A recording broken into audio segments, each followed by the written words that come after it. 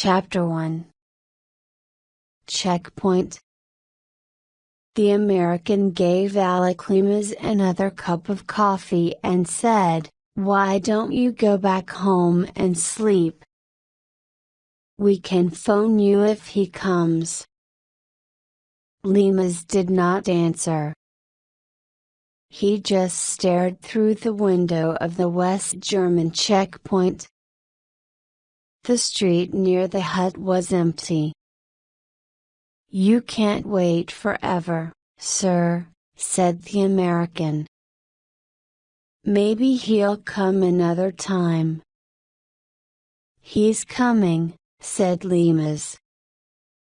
"It's nearly dark now."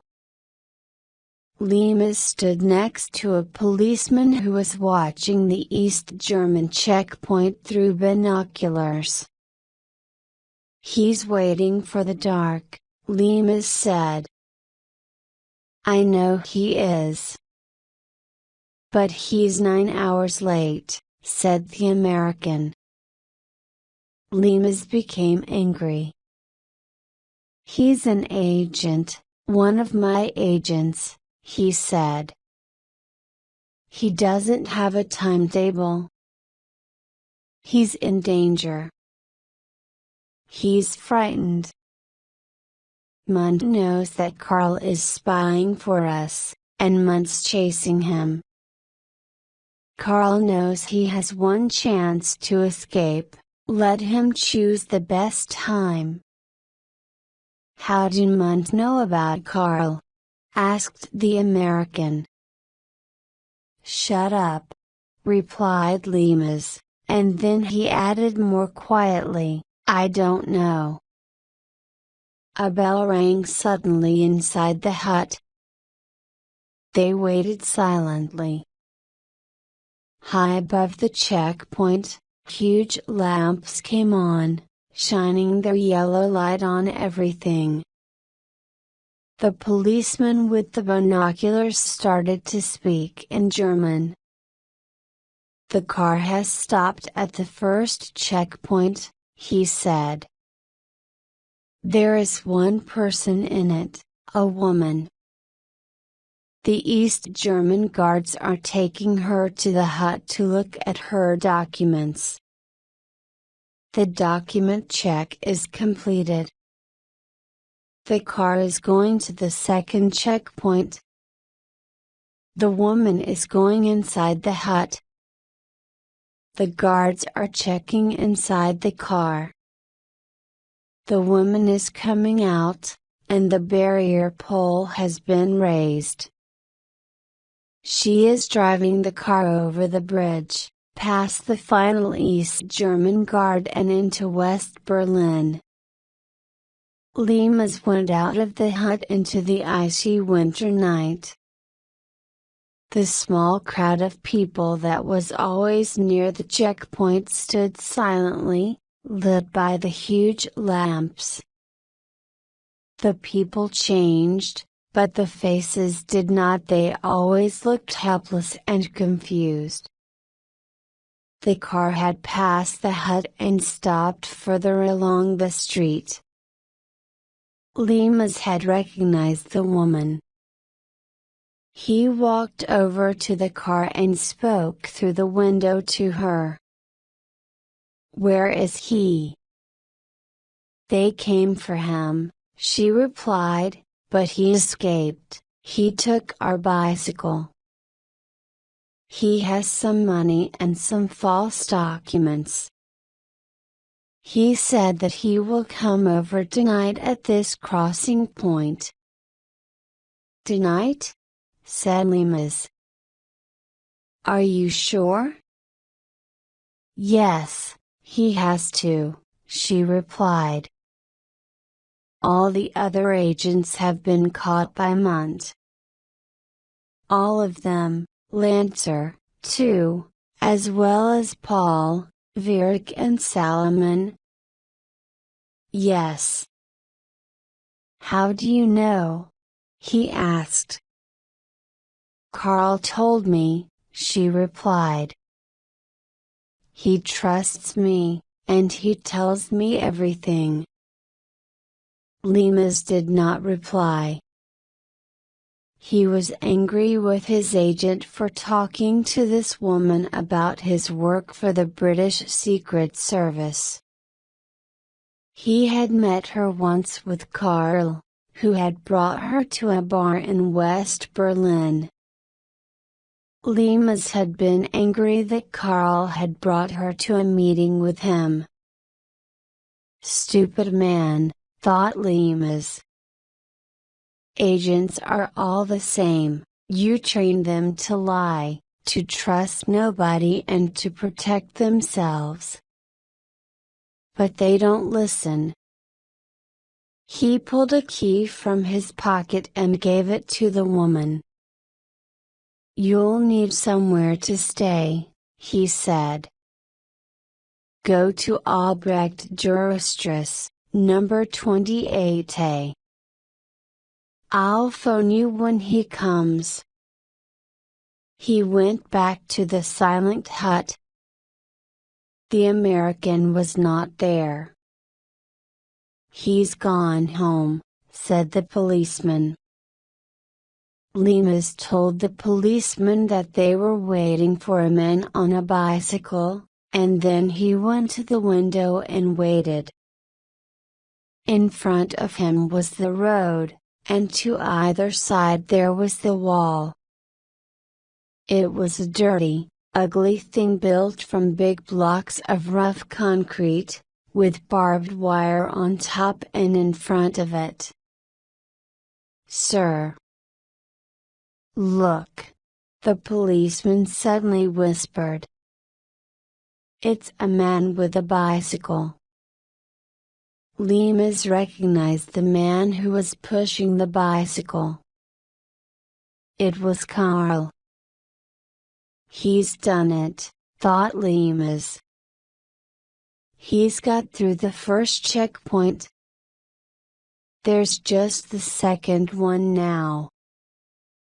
Karl calmly leaned his bicycle against the customs hut and disappeared inside. At last, he reappeared, got on his bike, and an East German policeman raised the red and white barrier pole. He was through, he was coming towards them. He had done it. At that moment, Karl seemed to hear a sound and know that there was danger. He looked over his shoulder and began to move faster. An East German guard was on the bridge, watching Karl as he came towards him. Suddenly, the searchlights came on, shining on Karl.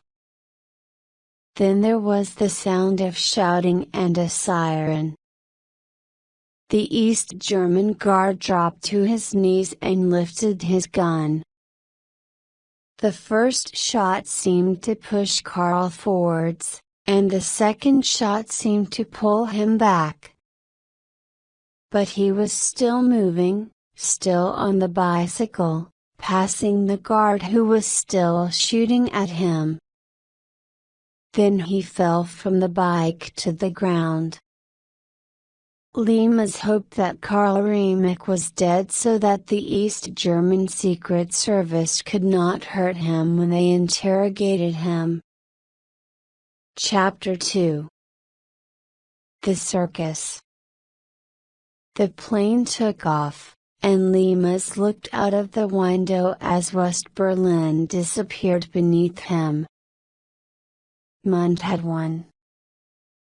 Lemus was leaving Berlin without any agents in East Germany.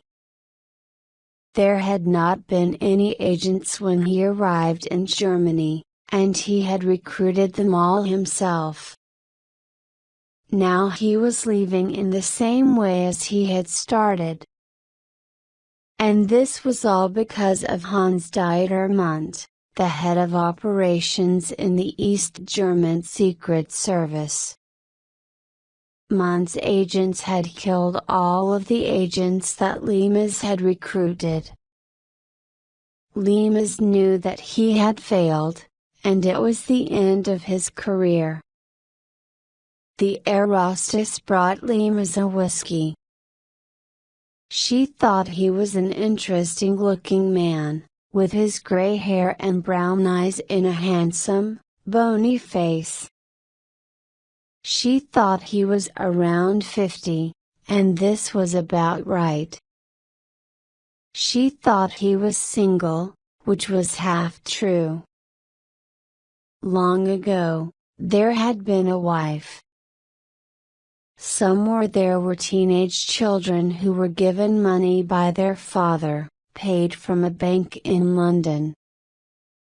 He looked like a man who could make trouble, a man who was not quite a gentleman. The taxi stopped outside a grey government building in Cambridge Circus. Lemus nodded to the man on the reception desk at the circus, the British Overseas Intelligence Agency, and went to the head of the agency's office. Control shook hands with Lemus. "You must be tired," he said.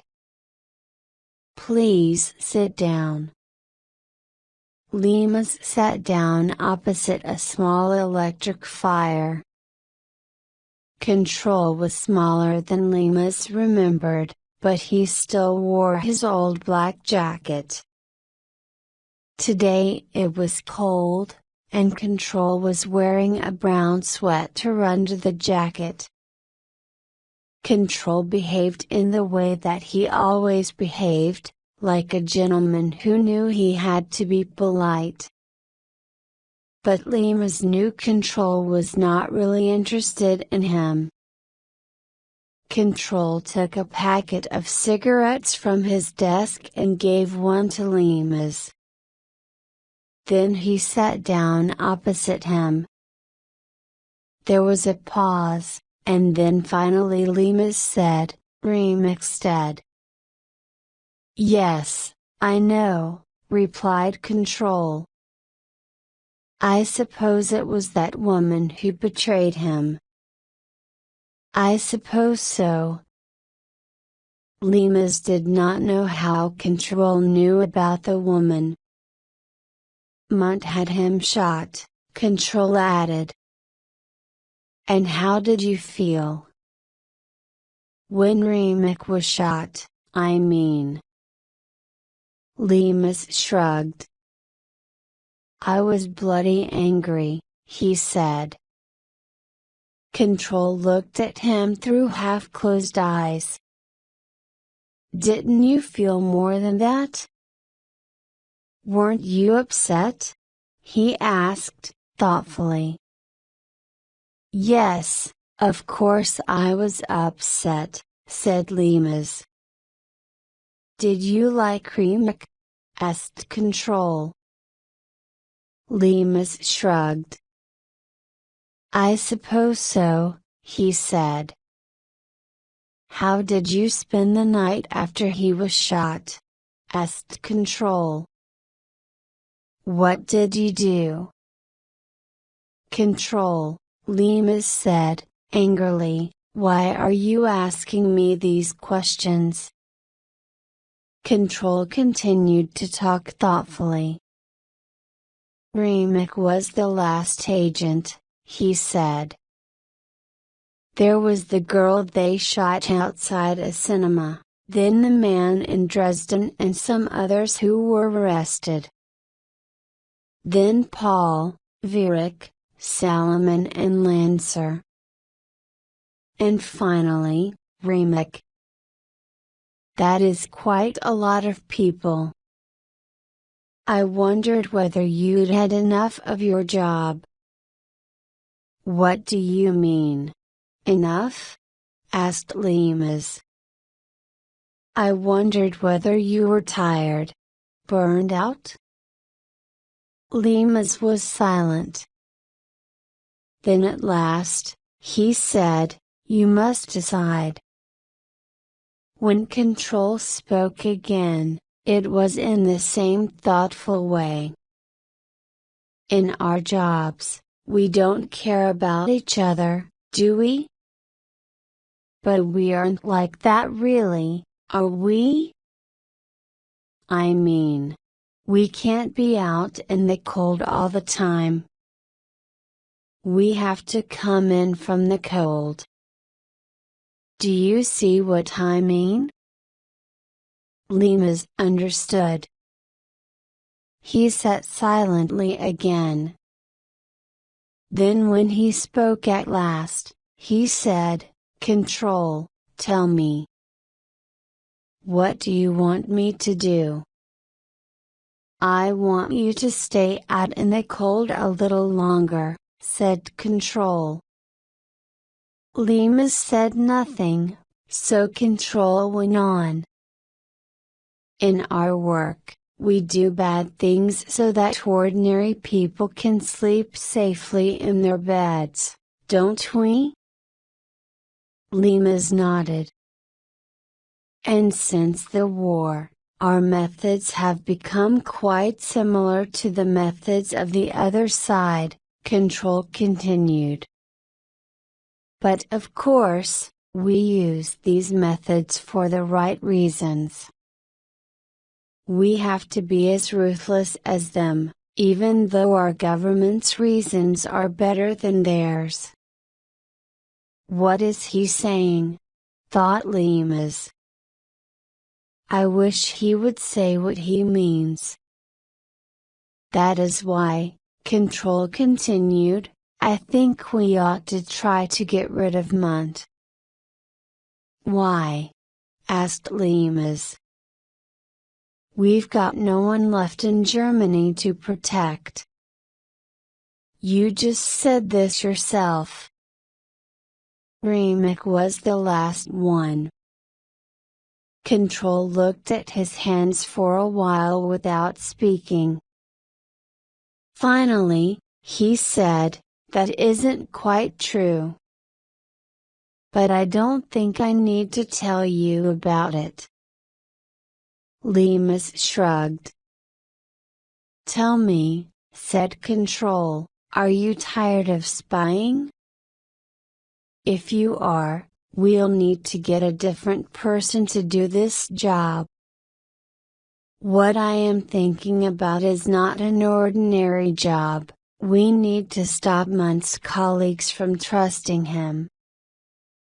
They have to believe that he is a traitor, that he is working for us, not them, so that they will get rid of him for us." Limas sat quietly, so Control went on. "What do you know about Munt?" Limas knew quite a lot about Munt. In his mind, he saw the photograph of the East German spy in the circus's files. He saw an unfriendly face and white blonde hair. "He's 42, replied Limas. "He was born in Leipzig.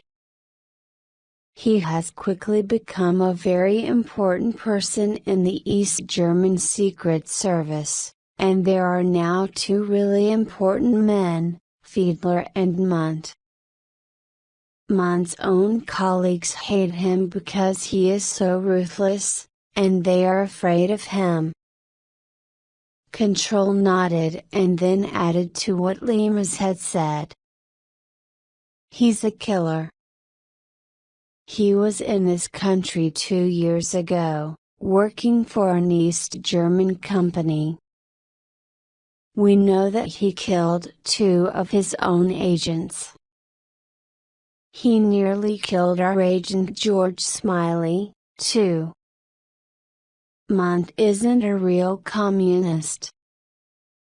He is just fighting a war, the Cold War."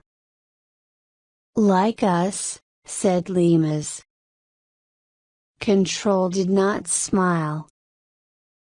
"George Smiley knows all about what happened here," he continued. "He isn't working for us anymore, but I think you should talk to him." Then, why don't you stay with me for the weekend? Thanks, I'd like to, said Limas. We can talk more about things then, said Control.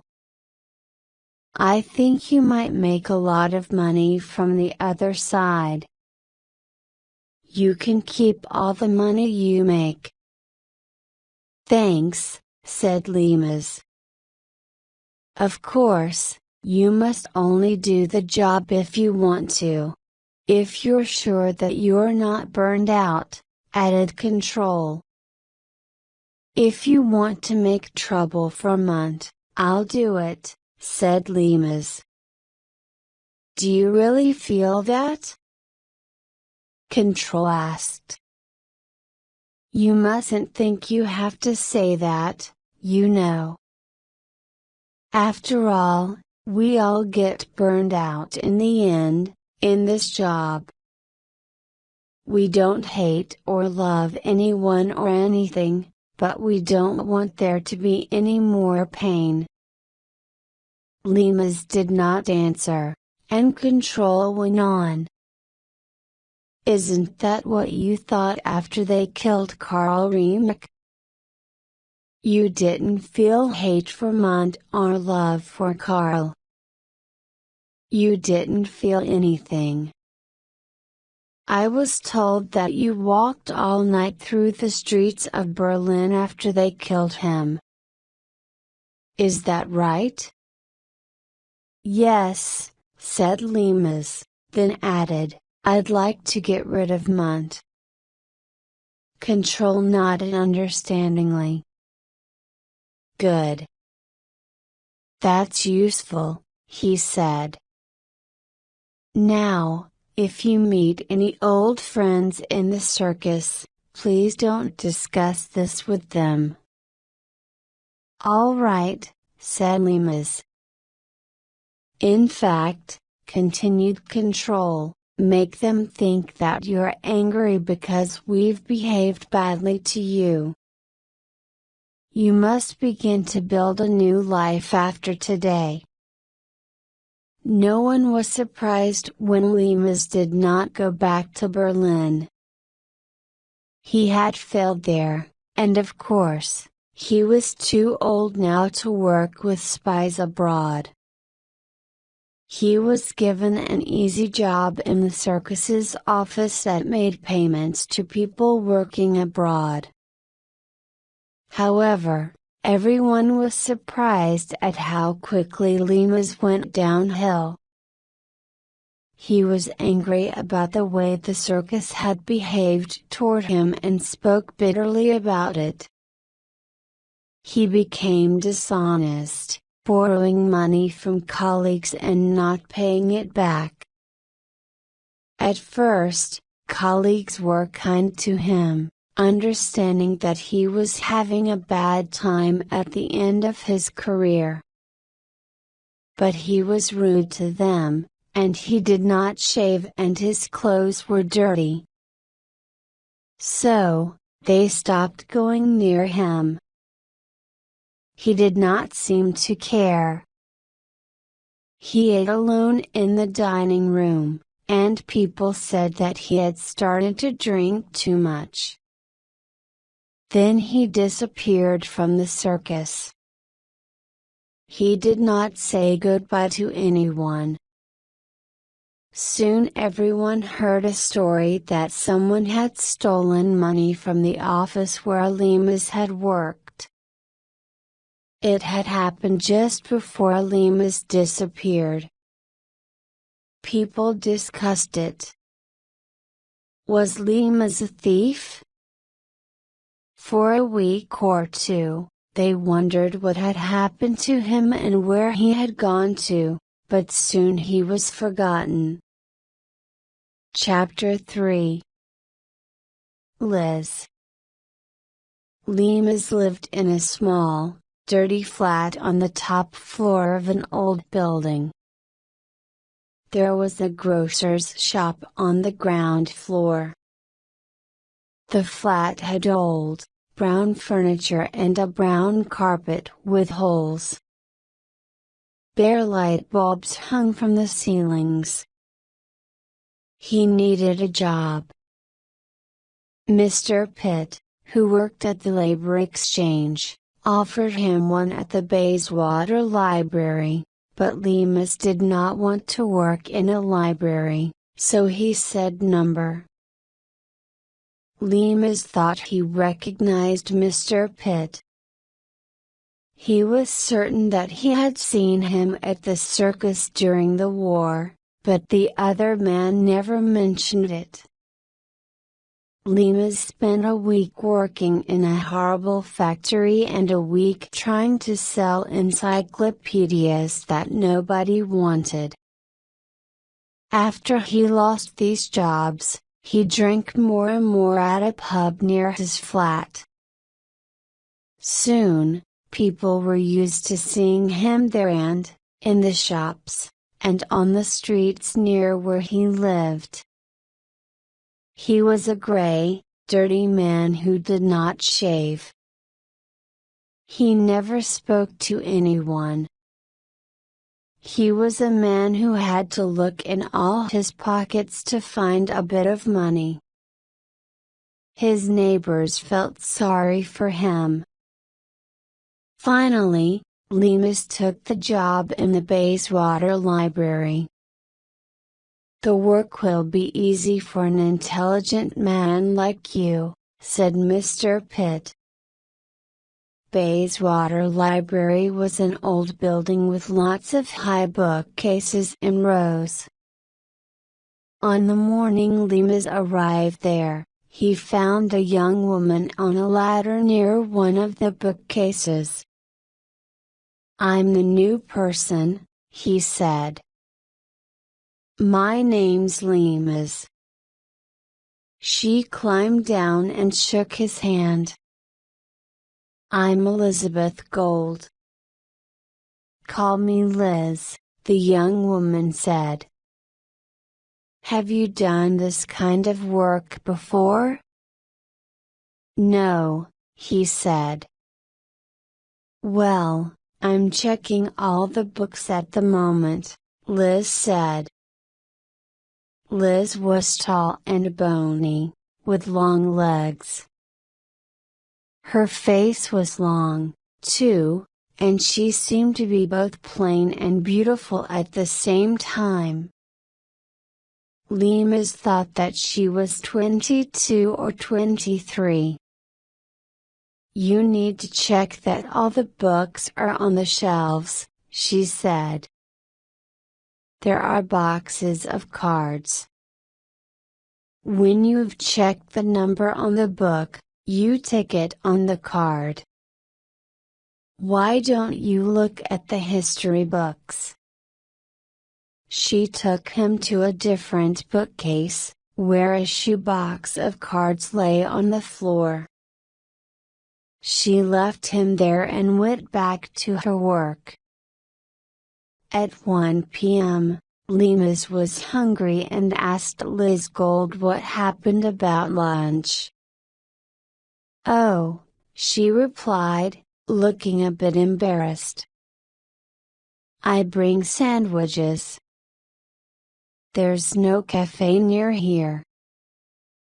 You can have some of mine if you like." Lemus shook his head. "No, thanks. I've got some shopping to do." When Lemus returned, the smell of whiskey. He went back to his bookcase and started checking books again. At 6 p.m., Liz locked the library, and they left. It was bitterly cold outside. "Have you got far to go?" asked Lemus. "No," said Liz. "My flat's about 20 minutes walk away." "What about you?" "It's not far," he said. "Good night." About 3 weeks after Lemus began to work at the library, Liz invited him to supper. At 5 p.m., she pretended that she had suddenly had the idea. She had already realized that he would not come if she invited him to come the next day or next week. Liz did not seem very happy about visiting her, but he came. After that, there were many meals at Liz's flat. He always came when she asked him, but he never spoke much. Liz always suspected that there was something wrong with Liz. One day, she thought, he is going to disappear, and I'm never going to see him again. She said to him one evening, "You must go when you want to go, Alec. I'll never follow you." His brown eyes looked at her for a moment. Then he said, "I'll tell you when I'm going to go." One evening, she said, "Alec, what do you believe in? Don't laugh, tell me." She waited, and at last, he shrugged and said nothing. "But you must believe in something," she said. "Something like God, I know you do. Sometimes you look like you've got something special to do." She saw Liz's smile and hated it. "Alec, don't smile," she said. "It's true." He stopped smiling. "Sorry, Liz, but you're wrong," he said. Liz knew he was getting angry, but she continued speaking.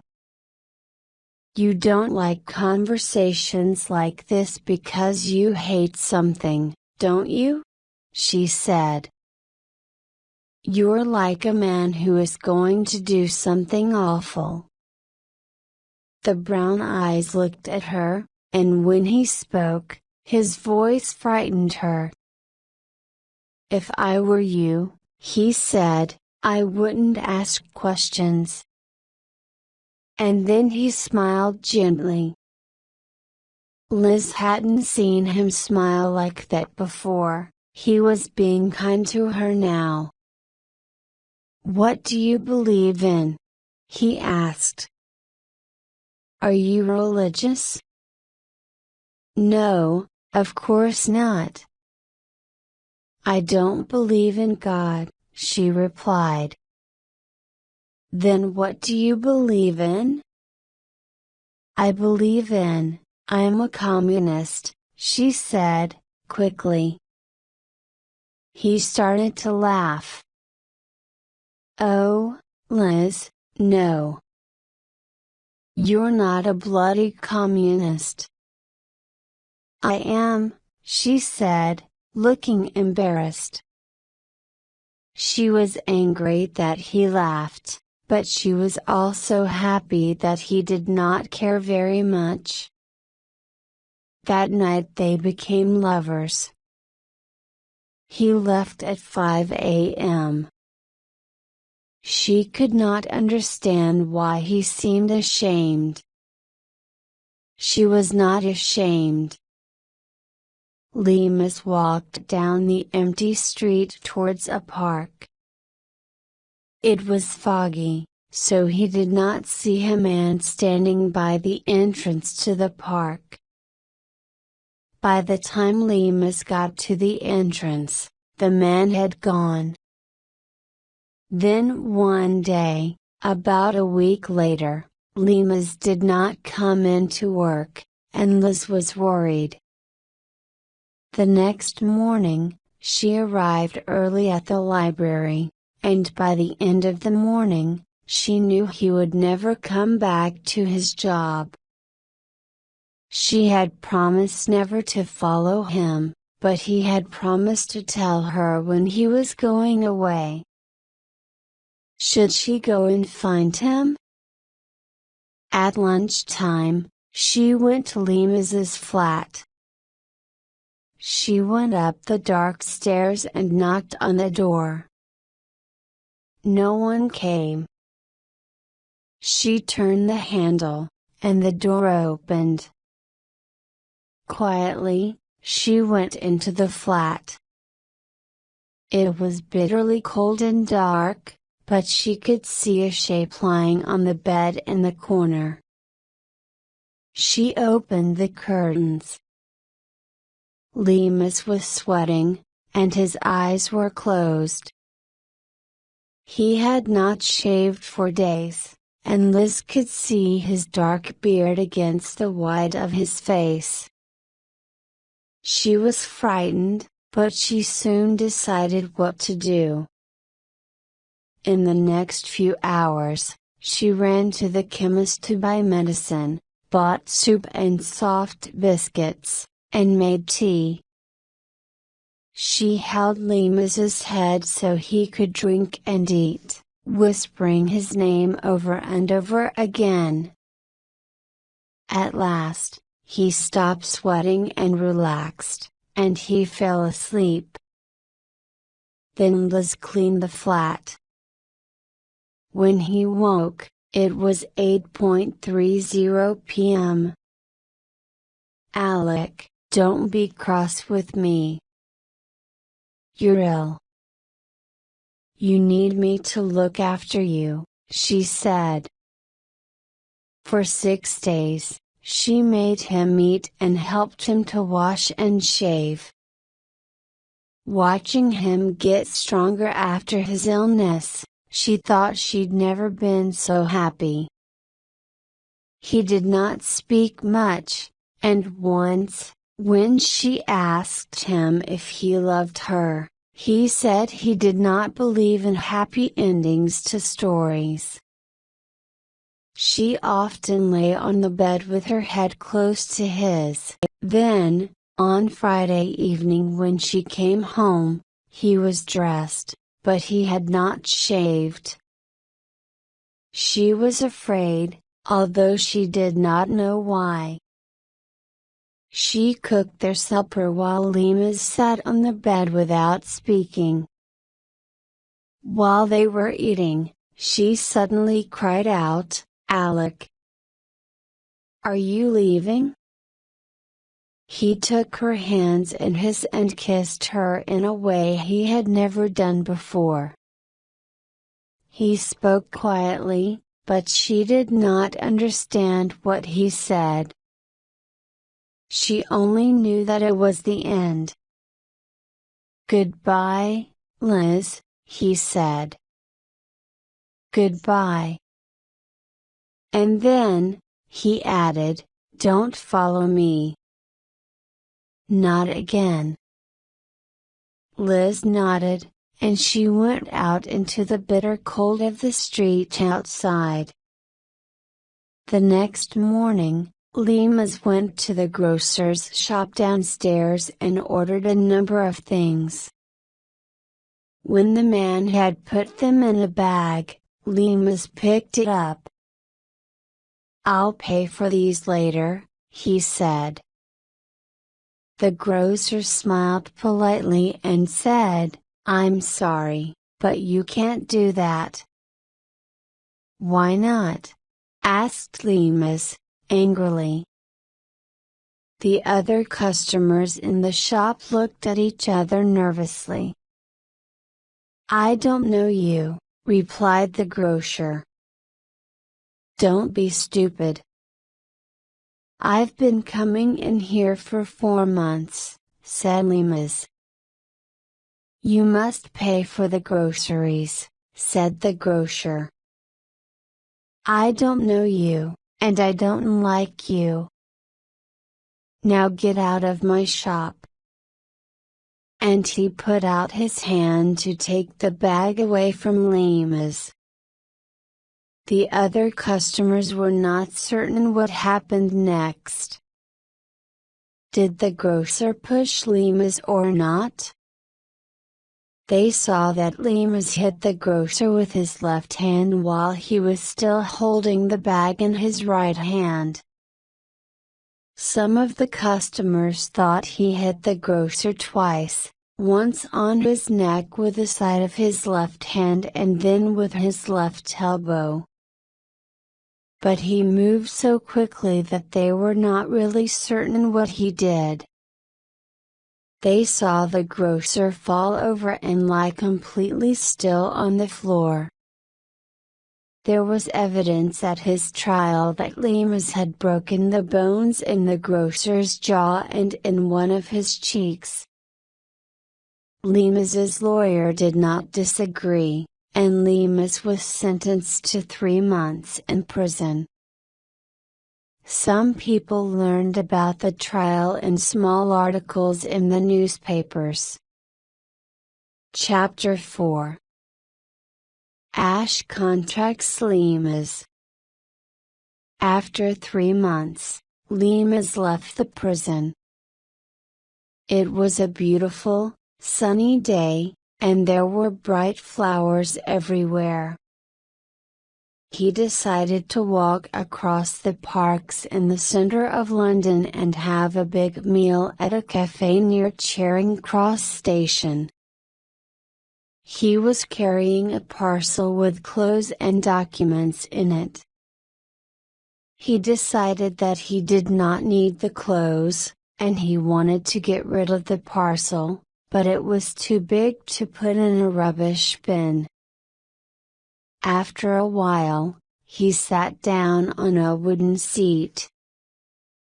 Then he left the parcel on the seat and walked away.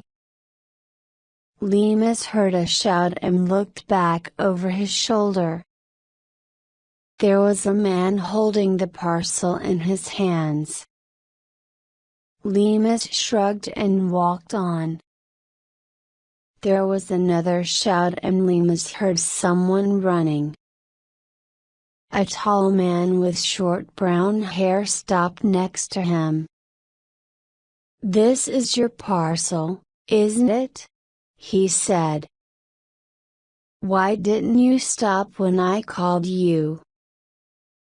"You can put it back on the seat," said Lemus.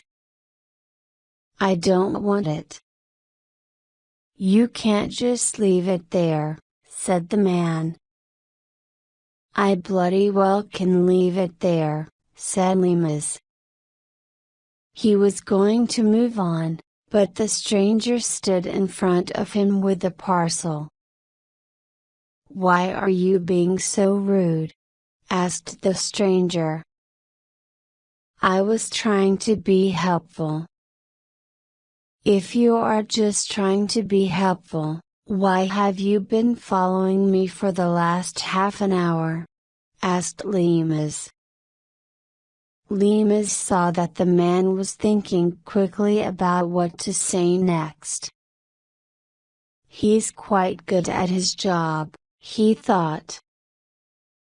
"I thought you were somebody I once knew in Berlin," the stranger replied. "So you followed me for half an hour?"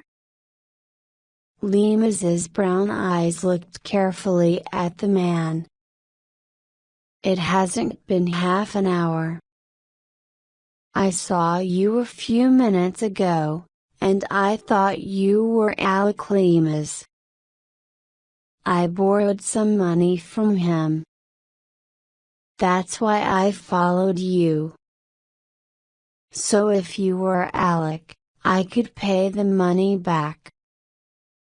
Lemus thought then that maybe the man was not very good at his job. It was not a very good story. "I'm Lemus," he replied. "Who are you?"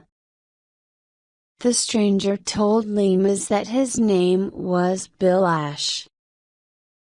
Ash told Lemus a long story about how they had met in Berlin and why Ash had borrowed money from Lemus. "I was very embarrassed that I had to borrow money from you," said Ash. Of course, I remember you, said Limas. Of course.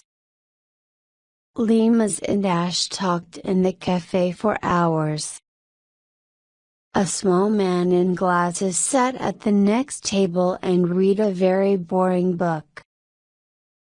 At last, Ash pulled his cheese box out of his pocket and started to write a check for £20. Limas looked embarrassed and stopped him. I haven't got a bank account at the moment, he said. I've just returned from abroad. Could you let me have cash? Of course, Ash said. Meet me here tomorrow at 1 o'clock, and I'll bring you cash. When they left the cafe, Limas left the parcel of clothes there. Ash got in a taxi near the cafe, and Limas waved till it disappeared. Limas guessed that he was still being followed, so for several hours he walked and got on and off buses and trains. Finally, he walked to a house in West London. When he knocked on the door, Control opened it. Come in, he said. I've borrowed George Smiley's house. I was followed till lunchtime, Limas said. Then he told Control the story of his life since he hit the grocer, ending with his meeting with Ash that day. I'm sorry we couldn't help you while you were in prison, Control said. And I heard that you were ill. I'm sorry about that, too. How long were you ill? About 10 days, replied Limas. Oh dear, said Control. You were ill for 10 days with no one to look after you? There was a very long silence. Then Control said, You know that the girl is a communist, don't you? Yes, said Limas. There was another long silence. Then he said, You mustn't involve her in this. I'll look after her myself when I return. I just want you to forget her. Of course, we won't involve her, replied Control. Who was the man called Pitt in the labor exchange? Asked Limas. I don't know anyone called Pitt, said Control. Oh, I'm sure you don't, said Limas, crossly. Then he said, Why isn't Smiley here? Didn't he tell you when you visited him? Replied Control. He doesn't like the job that you're going to do. No, we just talked about Munt, said Limas. But does he agree that it has to be done? Yes, replied Control. He knows why we need to do it, but he is like a doctor who is tired of seeing blood. He is happy for other people to do the operations. Then Limas asked, How do we know that I was contacted today by the right person? Are you certain that he works for the East Germans? Control replied calmly. Don't worry, Limas. We've organized things. Then he put his hand on Limas's shoulder. This is your last job, he said. Then you can come in from the cold. Limas nodded to control and quietly left the house. He went out into the cold. Chapter 5. Giver. When he met Hash the next day, Limas smelt of whiskey. But Hash was very happy to see him and gave him an envelope of cash, 20 notes. "Thanks," said Limas, who had not shaved and was wearing a dirty shirt. He called the waiter and ordered drinks.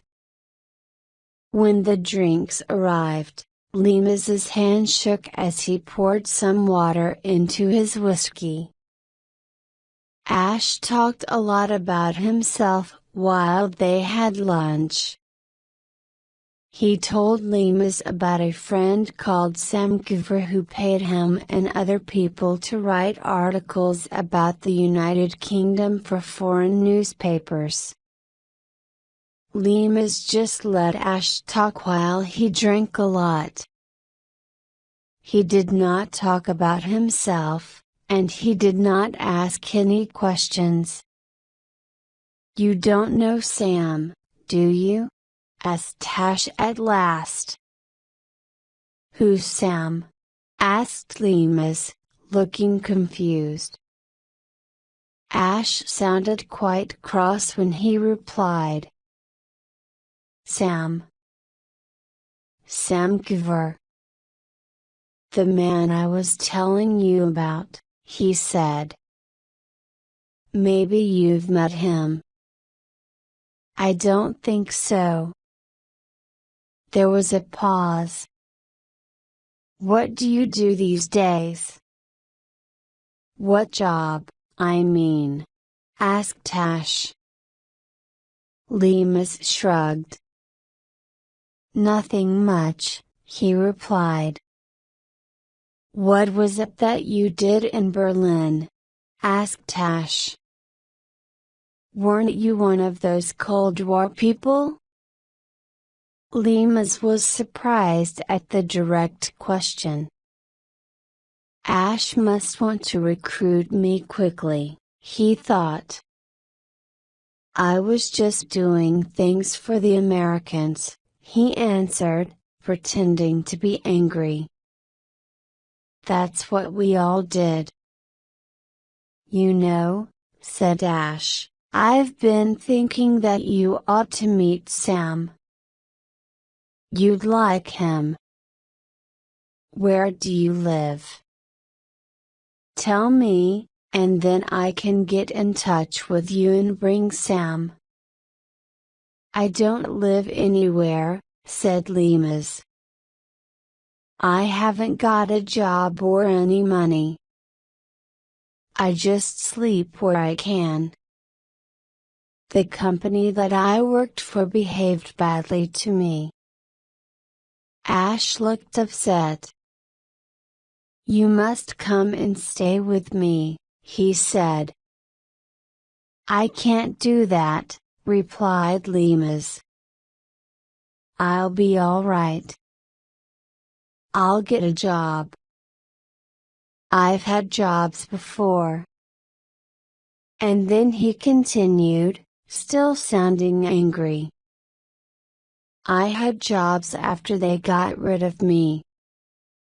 I worked in a horrible factory. I sold encyclopedias. I got bored in a library." "Limas, you need a better job," replied Ash. "You worked in Berlin for years, so you must speak German well.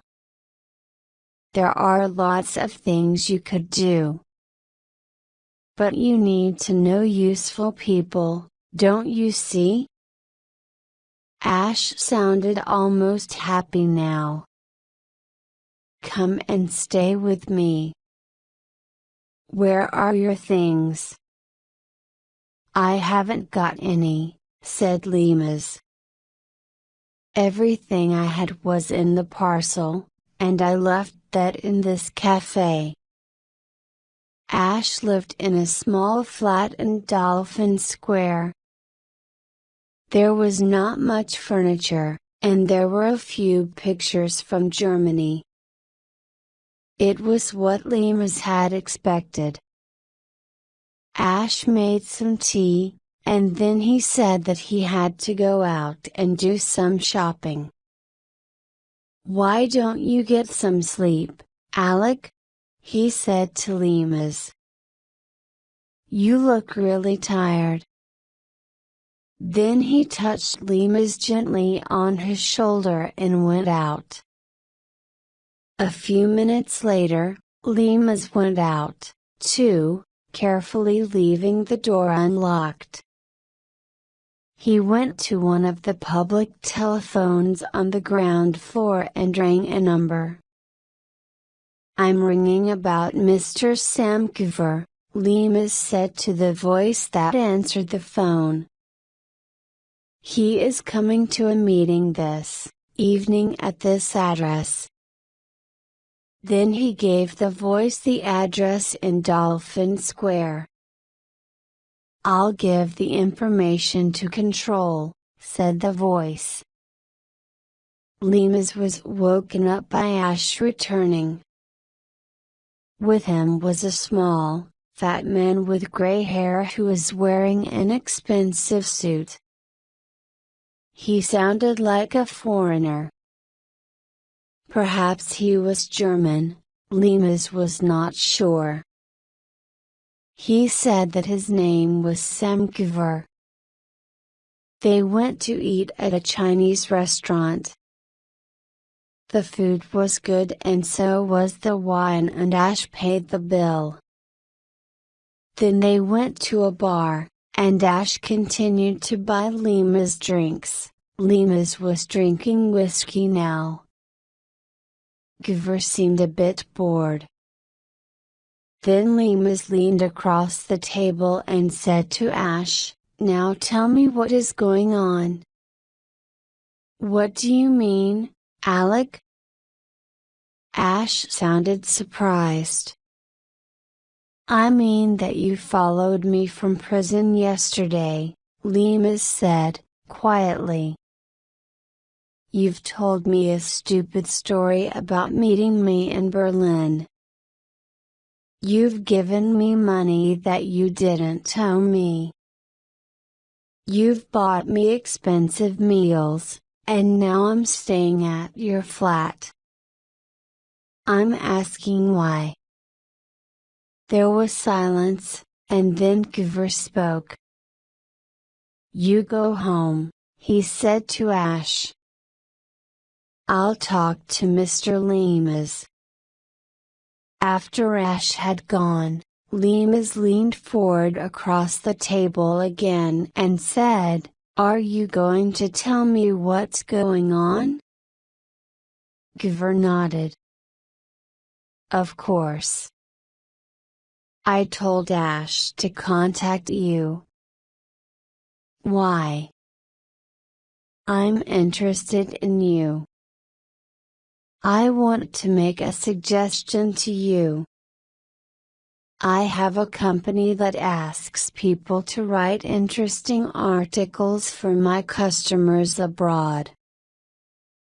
You've got memories of your international experience that one of my customers will pay for.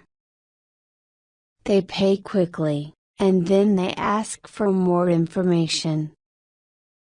They are happy to pay money into foreign banks." Lemus said nothing. "Why is the other side hurrying?" he thought. Then he answered his own question in his head. "I'm a man with no money, who has just come out of prison, and I'm angry with the Secret Service that I worked for. A man like me would want to be paid by the other side for his knowledge. They'd have to pay me a lot for my knowledge," he said, quietly. "My customer is offering a first payment of £15,000, said Giver. My customer wants to talk to you now, and you can have the money as soon as you have talked to him. You will receive another £5,000 if you give my customer more information during the next year. And you will get help to move to any country in the world. How soon do you want an answer? Asked Lemus. Now, said Giver. You will meet my customer tomorrow and talk to him. Then he will arrange for someone to write down your memories. Where would I meet your customer? Asked Lemus. It would be simpler to meet outside the United Kingdom, replied Giver. My customer has suggested a meeting in Holland. I haven't got a passport, said Lemus. I have a passport for you, said Giver, calmly. We're flying to The Hague tomorrow morning at 9:45. Shall we go to my flat? Giver's flat was in an expensive part of London.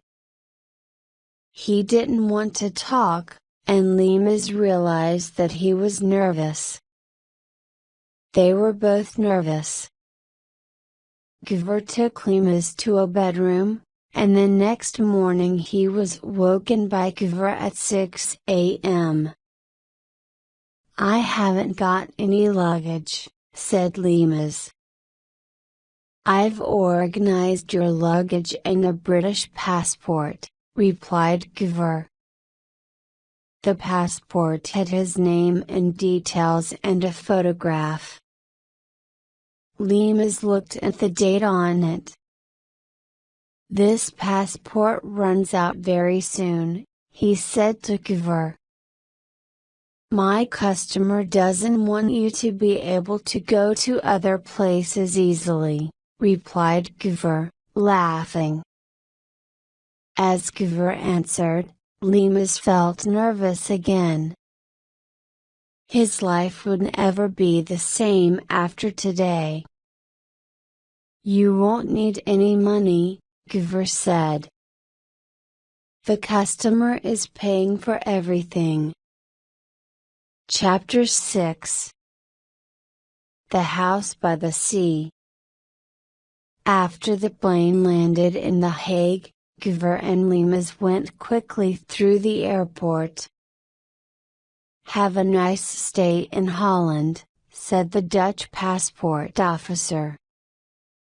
As they walked through the airport to the exit, Lemus looked back.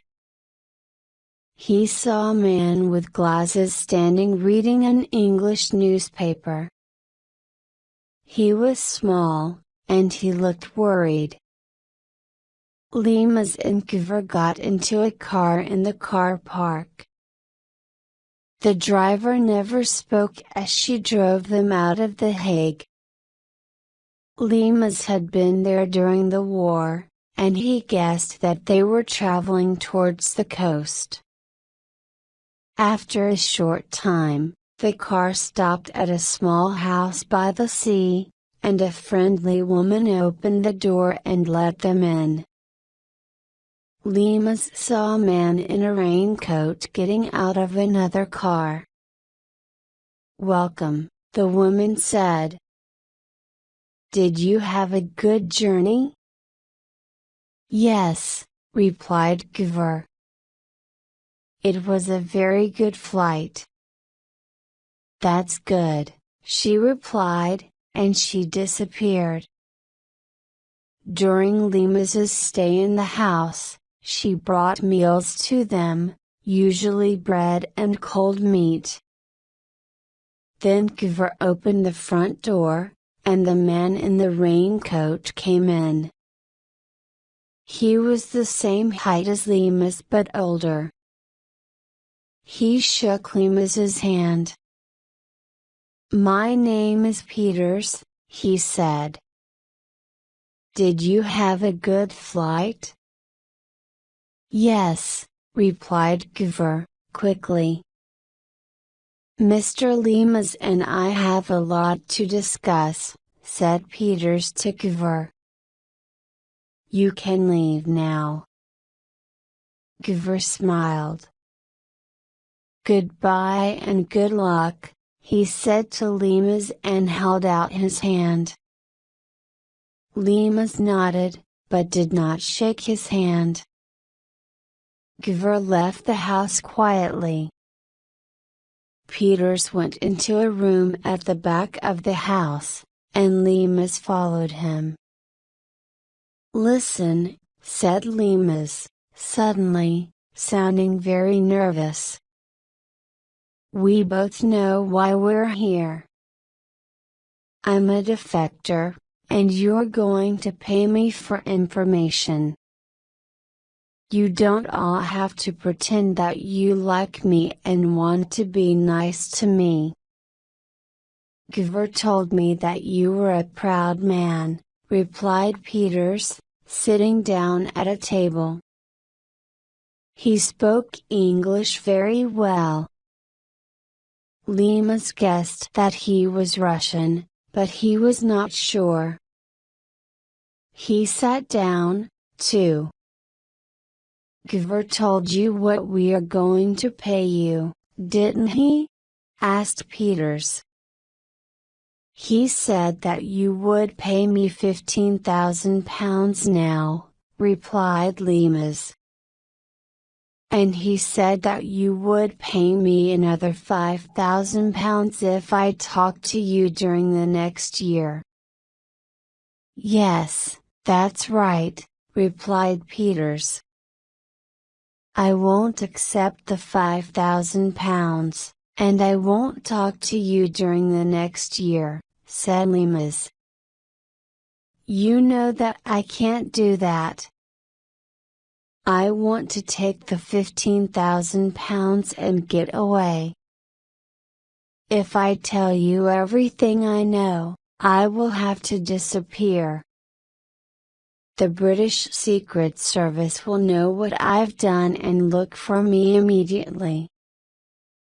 Peters nodded, and then he said, But you could come somewhere safer with us, couldn't you? Are you asking me to come behind the Iron Curtain? Asked Limas. Peters nodded again. I don't want to do that, Limas said, very quickly. Peters nodded, then said, Shall we start? During the morning of the first day, Peters asked questions about what Limas had done during the war. Limas told him about being in the army and then getting a number of different jobs because he spoke Dutch, German and French. Limas had learned the languages when he lived in Holland because his father had an engineering factory there. The British Secret Service had trained him, and he had worked with spies in Holland and Norway during the war. After the war, he had gone to Berlin. Peters saw that Limas was sweating. He saw a man who wanted to betray his country but was upset and uncomfortable. This was what Limas wanted him to see. Limas watched Peters, too, and decided that he was good at his job. Peters listened carefully, only asking a few questions. Limas told Peters about starting to work in Berlin in the 1950s. The British needed to get information from East Germany, but it was hard to find good agents. At last, in 1959, Karl Remak made contact with him, first by leaving photographs and documents in Limas's car. Then they had met. Riemek worked for the Presidium of the East German government. He did not have a very important job, but he gave Limas enormous amounts of useful information about Presidium meetings. He also gave Limas the names and jobs of people in the East German Secret Service. Did Riemek give you all the information you're telling me about? Peters asked. Yes, of course, replied Limas. I see, said Peters. Please go on. Peters filled Limas's glass with more whiskey, as he had done often during the interrogation, and Limas continued. Bit by bit, he told Peters all about Riemek's work. He gave the names of other agents who Riemek had introduced to Limas and the dates they had started being agents. He explained what the circus had thought and how much they had paid Riemek. Peters was pleased at how good Limas's memory was even though he was drinking so much. I don't believe you, said Peters after a while. Riemek's job wasn't important enough. He couldn't do all this on his own. He did do it, said Limas, suddenly becoming angry. Didn't the circus wonder whether there was another person helping him? Asked Peters. No, replied Limas. Oh, that's interesting, said Peters, thoughtfully. Then, after a moment, he said, You heard about Riemek's woman, didn't you? What about her? Asked Limas. She was murdered a week ago. She was shot as she left a flat in West Berlin. Limas was very surprised. She was in West Berlin, why wasn't she safe there? He thought. Did Riemek tell her the name of another East German agent? And did that agent arrange for someone to kill her so she didn't tell anyone the name? That night, Limas continued to think about the woman's death. Why didn't Control tell me about it? He wondered. He remembered his question to Control about why they should get rid of Munt, and Control's answer. He had asked, why? We've got no one left in Germany to protect. You just said so yourself. Riemek was the last one. And Control had replied, that isn't quite true. But I don't think I need to tell you about it. What did Control know that he didn't tell me? Limas thought. And why didn't he tell me? That night he thought about the murdered woman, and then he thought about Liz. Chapter 7. Bad news.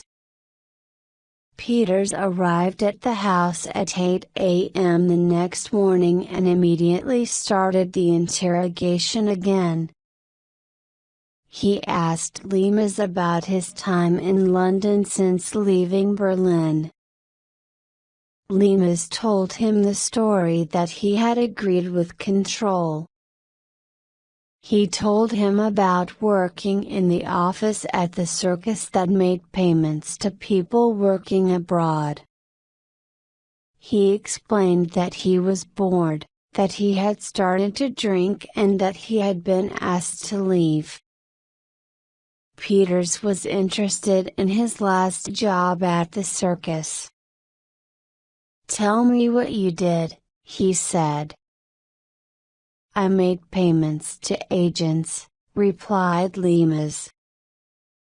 "I got letters telling me to write checks, but I never had the names of the agents or where they were in the world.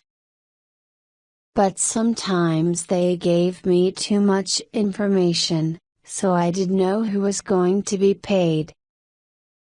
I made a list last night of all the payments that I could remember." Lemus gave Peters his list, and Peters read it carefully. "This is good," he said. "Very good."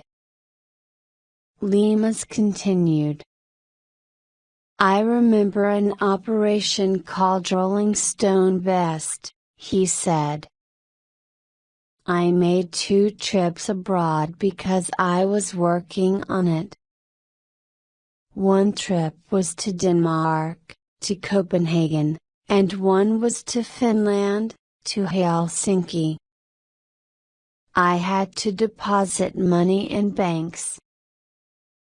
"How much money?"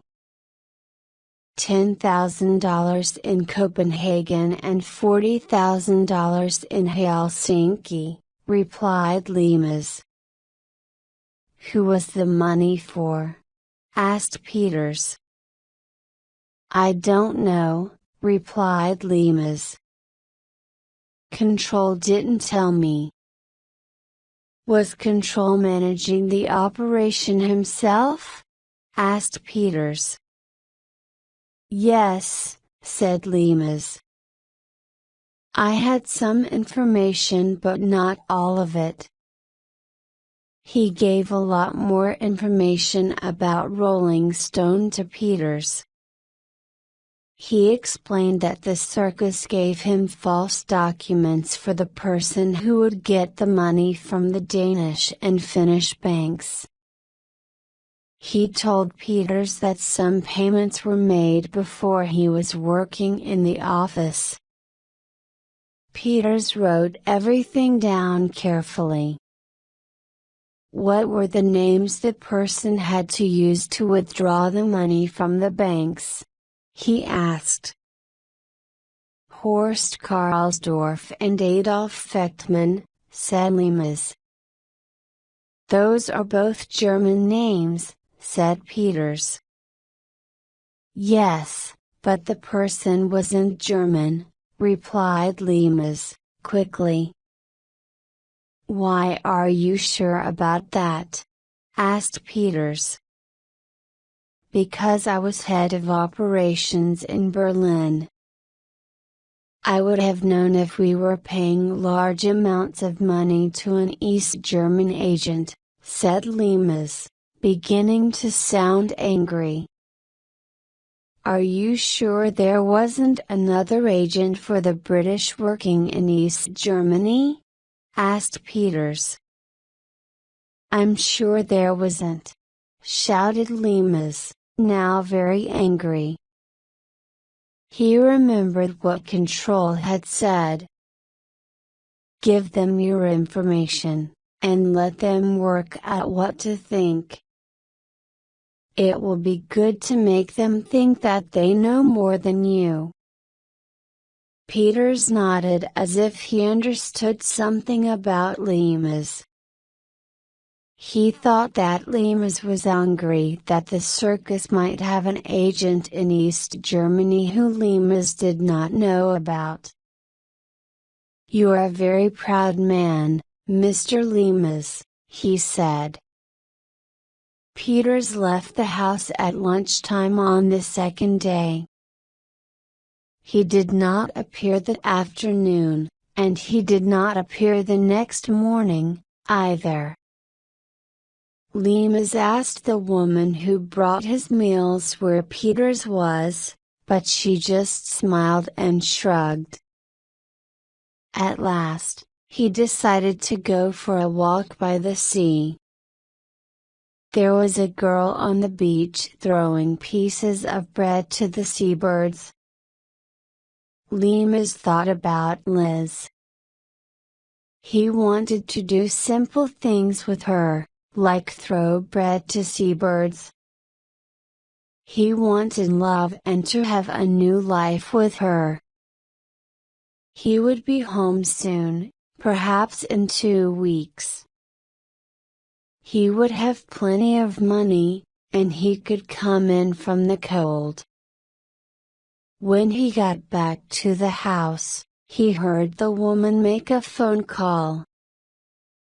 Finally, at 3 p.m., Peters arrived, and, as soon as Lemus saw him, he knew that there was a problem. Peters did not take off his coat and did not sit down. "I've got bad news for you," said Peters. "I heard it this morning. The police are searching for you in England. They're checking ships and planes that are leaving the country." "Why do they want me?" thought Lemus. He was shocked and confused, but he stayed silent.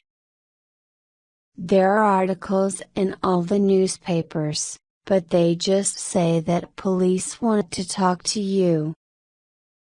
They don't say that you have defected, but they mention the Official Secrets Act, so people will think that you are a spy."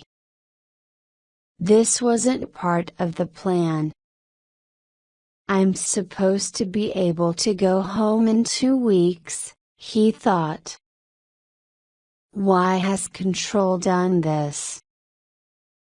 Lemus felt angry with Control, and worried, but he tried to think quickly. What am I going to do? He asked himself.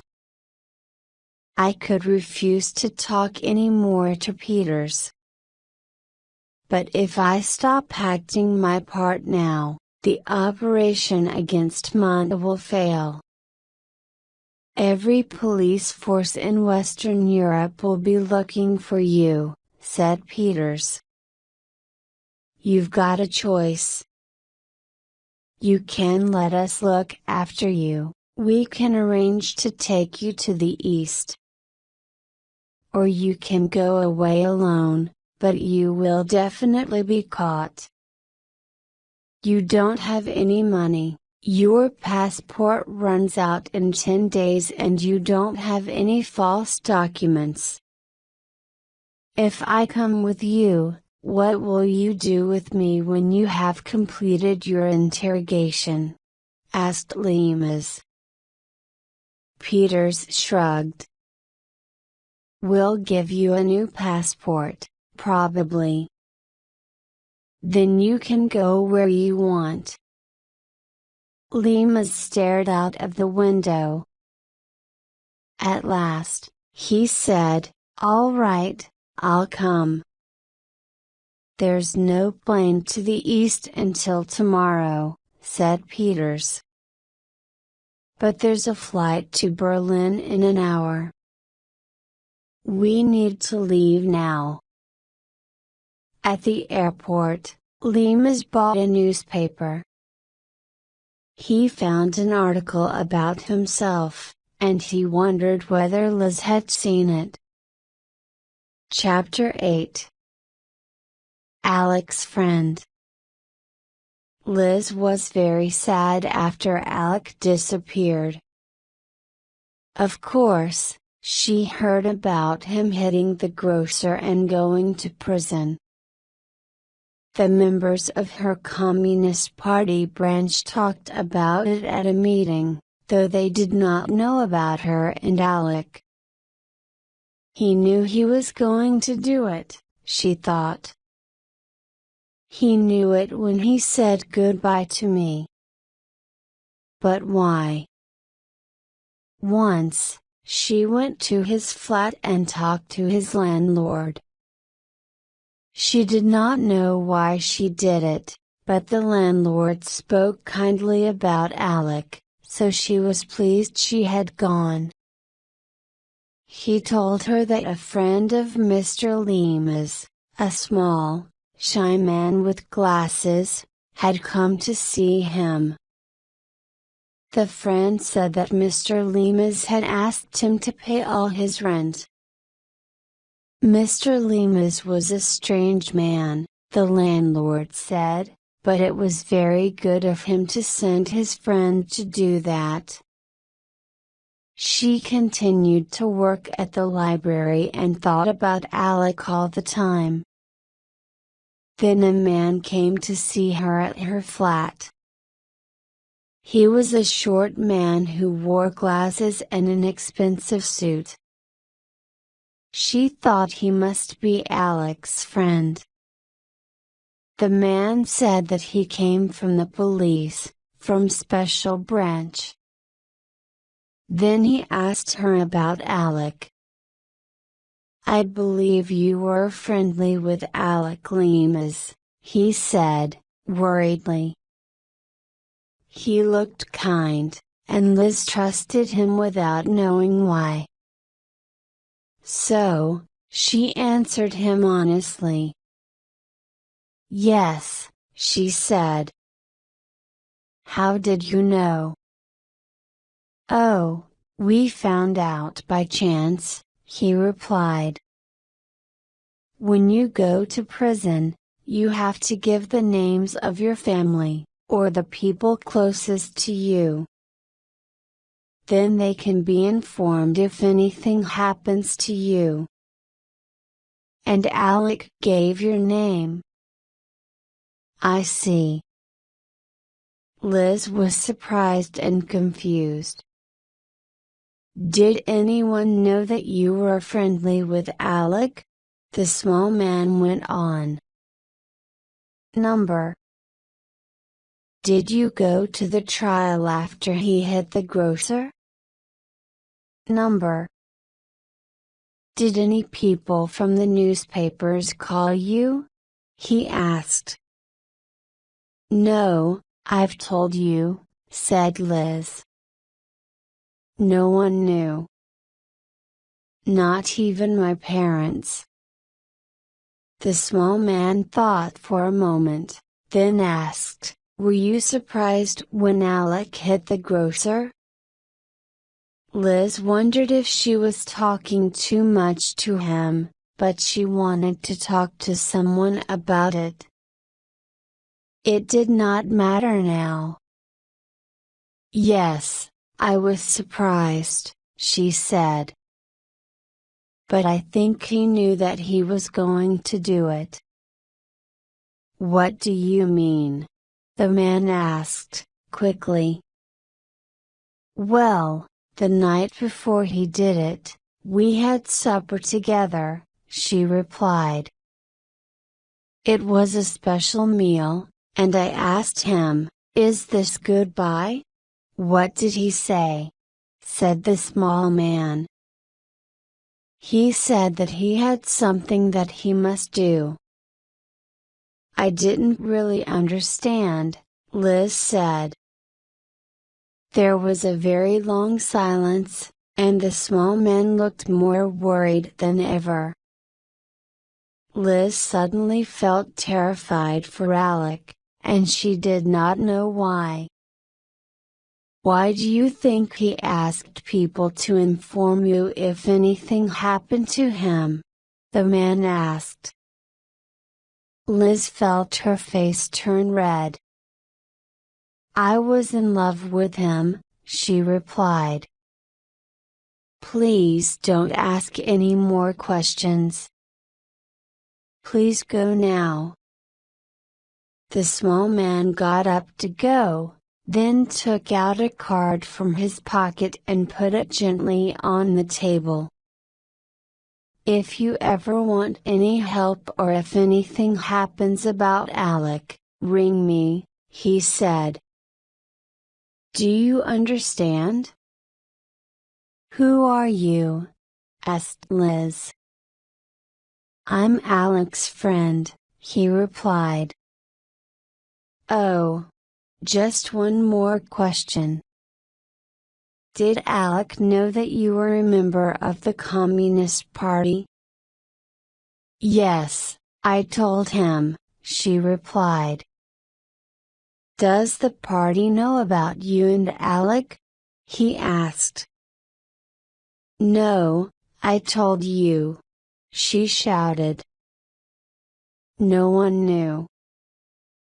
Then suddenly she cried out, Where is he?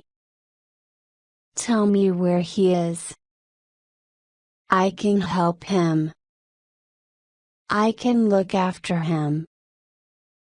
He's abroad, replied the small man, quietly. I'm sorry that he told you that he had something special to do. Who are you? She asked again. I'm Alec's friend, he repeated. Don't worry.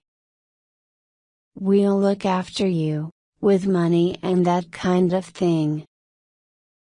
He went out of the door, and she heard a car start in the street.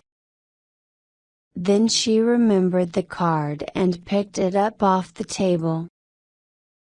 There was only a name, address and telephone number on it.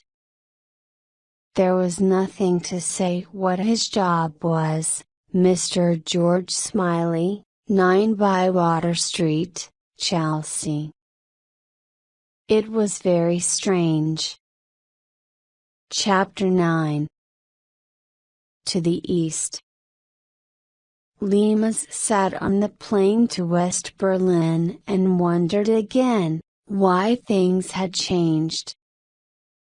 Why had his defection been discovered so soon? Control knew, because Control had done this, but Lemus did not know. He also remembered Control's advice when he had stayed at his house for the weekend. Get angry. Drink a lot. Confuse them by telling them that something is true one day, then telling them that the same thing is not true the next day. Make them work hard to get your information. Make them believe they have worked out that Munt has betrayed their side to us. They already have information that we gave them before you became involved. You are taking them the last parts of the story. After the plane landed, Peters led Lemus quickly through the airport to a big black car, which was waiting in a car park. After they got into it, a smaller car pulled out of the same car park in front of them. Both cars moved quickly through the streets of Berlin, and Lemus was surprised at how easily they crossed out of the west and into the east. Lemus thought that they would stop in East Berlin, but the car kept moving. Where are we going? He asked Peters. We're here, replied Peters. We are in the German Democratic Republic. I thought we would go further east, to Russia, said Lemus. The East Germans want to talk to you, said Peters. Lemus nodded his head, and Peters continued. I sent your information to them, and they are interested in it. They've never talked to anyone with your knowledge before. Who will interrogate me? Asked Lemus. I know the names of most of the people in the East German Secret Service. Who do you think that you will meet? Replied Peters. Fiedler, who works for Munt, said Lemus. Lemus thought back to what he had learned about Fiedler. Lemus remembered that Fiedler had lived in Canada during the war, so he spoke good English. The photographs had shown a thin young man with dark hair and intelligent brown eyes. He was a man who worked alone and whose colleagues did not like or trust him. He remembered what Control had said. Fiedler hates Munt, and he is as clever as Munt. He'd like to get rid of Munt, so he is the person who is most useful to us. You will make him believe that Munt is a double agent, working for us. But you mustn't make it obvious. Finally, the car arrived at a farmhouse and stopped outside it. By now, it was night, and in the light of the moon, Lemus saw two men get out of the small car, which had also stopped. He could also see a thin man sitting in the back of it. Peters took Lemus into the old farmhouse, which smelled like a place where nobody lived. He and Lemus sat down in a room with old, dark-colored furniture, and photos of Soviet leaders on the walls. After a few silent minutes, the door opened and a short, thin man came in, carrying a bottle of whiskey and two glasses. He was wearing a dark blue suit that looked too big for him. "Hello," he said to Lemus. "I'm Fiedler. I'm glad to see you. You've reached the end of your journey." "What do you mean?" asked Lemus, quickly. "I mean that you're not going any further east." "Sorry." Lemus remembered something Control had said. "Make them dislike you, and then they will believe what you tell them more." So, he pretended to be very angry.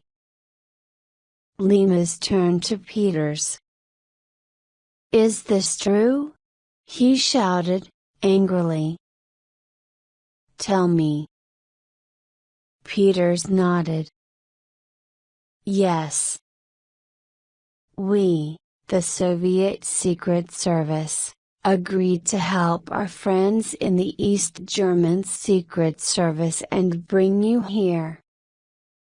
Lemus shouted at Fiedler, "You knew I wouldn't defect to a little, unimportant place like the GDR. That's why you sent a Russian."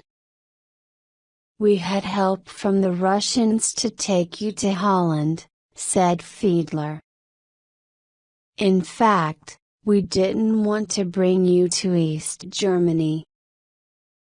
But we didn't know that your colleagues in Britain would find out about your defection so quickly. We had to do it because there are still things that you haven't told us." Then Fiedler said something in Russian to Peters, who nodded and stood up. "Goodbye," Peters said to Lemus. Lemus did not answer. Chapter 10. Details. That night, Lemus slept in a small, bare room with only a bed and a desk in it. To get to his room, he had to walk through another room with two beds in it. Later, he realized that the two men who slept there were guards. In fact, these guards were never far away from him while he was in the farmhouse. The next morning, one of the guards brought some bread and bad coffee for breakfast. Lemus looked out of the window while he was having breakfast. The farmhouse was on the top of a high hill, and, below it, Lemurs could see hills covered with tall trees. There were no houses, and a long way below in a valley he could see the road. There was no sound. Fiedler came into the room. "Good morning," he said with a smile. "Finish your breakfast, and then we will talk." "I've told Peters everything that I know," replied Lemurs. "Oh no you haven't," replied Fiedler. "You've only given us one piece of information that we didn't know. I'm talking about Rolling Stone, of course. And I'm sure that you can tell us more." He took Lemurs outside, and they went for a walk down the road into the valley and then along a path through the forest. Fiedler asked lots of questions. He asked about the building in Cambridge Circus in London and about the people who worked there. He asked about their families and where they lived. Most of all, he wanted to know about why they worked for the circus. What do they believe in? What is their philosophy? He asked. "I don't know," said Lemurs. "They don't believe in anything. They're just people." "What makes them do these jobs, then?" asked Fiedler. He sounded confused. "I don't know," said Lemurs. Then he added, "I suppose they don't like communists." "I see," said Fiedler. "We kill people because we believe in something. It must be harder to kill people if you don't have a philosophy that you believe in." "I don't know," replied Lemurs. "And I don't care." He suddenly sounded tired. They stopped while Fiedler gave Lemurs a cigarette and lit it for him. About an hour after they had left the farmhouse, they reached the top of a hill. Looking back, Lemurs could see the farmhouse across the valley. He was enjoying the walk. "We'll sit down for a moment," said Fiedler, "and then we must go back. Tell me more about Rolling Stone." Large amounts of money were deposited in banks in Copenhagen and Helsinki. "What did you think they were for?" "I told Peters," replied Lemurs. "They were payments to an agent, probably behind the Iron Curtain." "Why did you think so?" "Well, they were very big payments, and it was very difficult to make them," replied Lemurs. "And, of course, control was involved, too." "What do you think that the agent did with the money?" asked Fiedler. "I don't know," said Lemurs. "I don't even know if the money was collected. I just went to Denmark and Finland and deposited the money in the banks, and then I came back."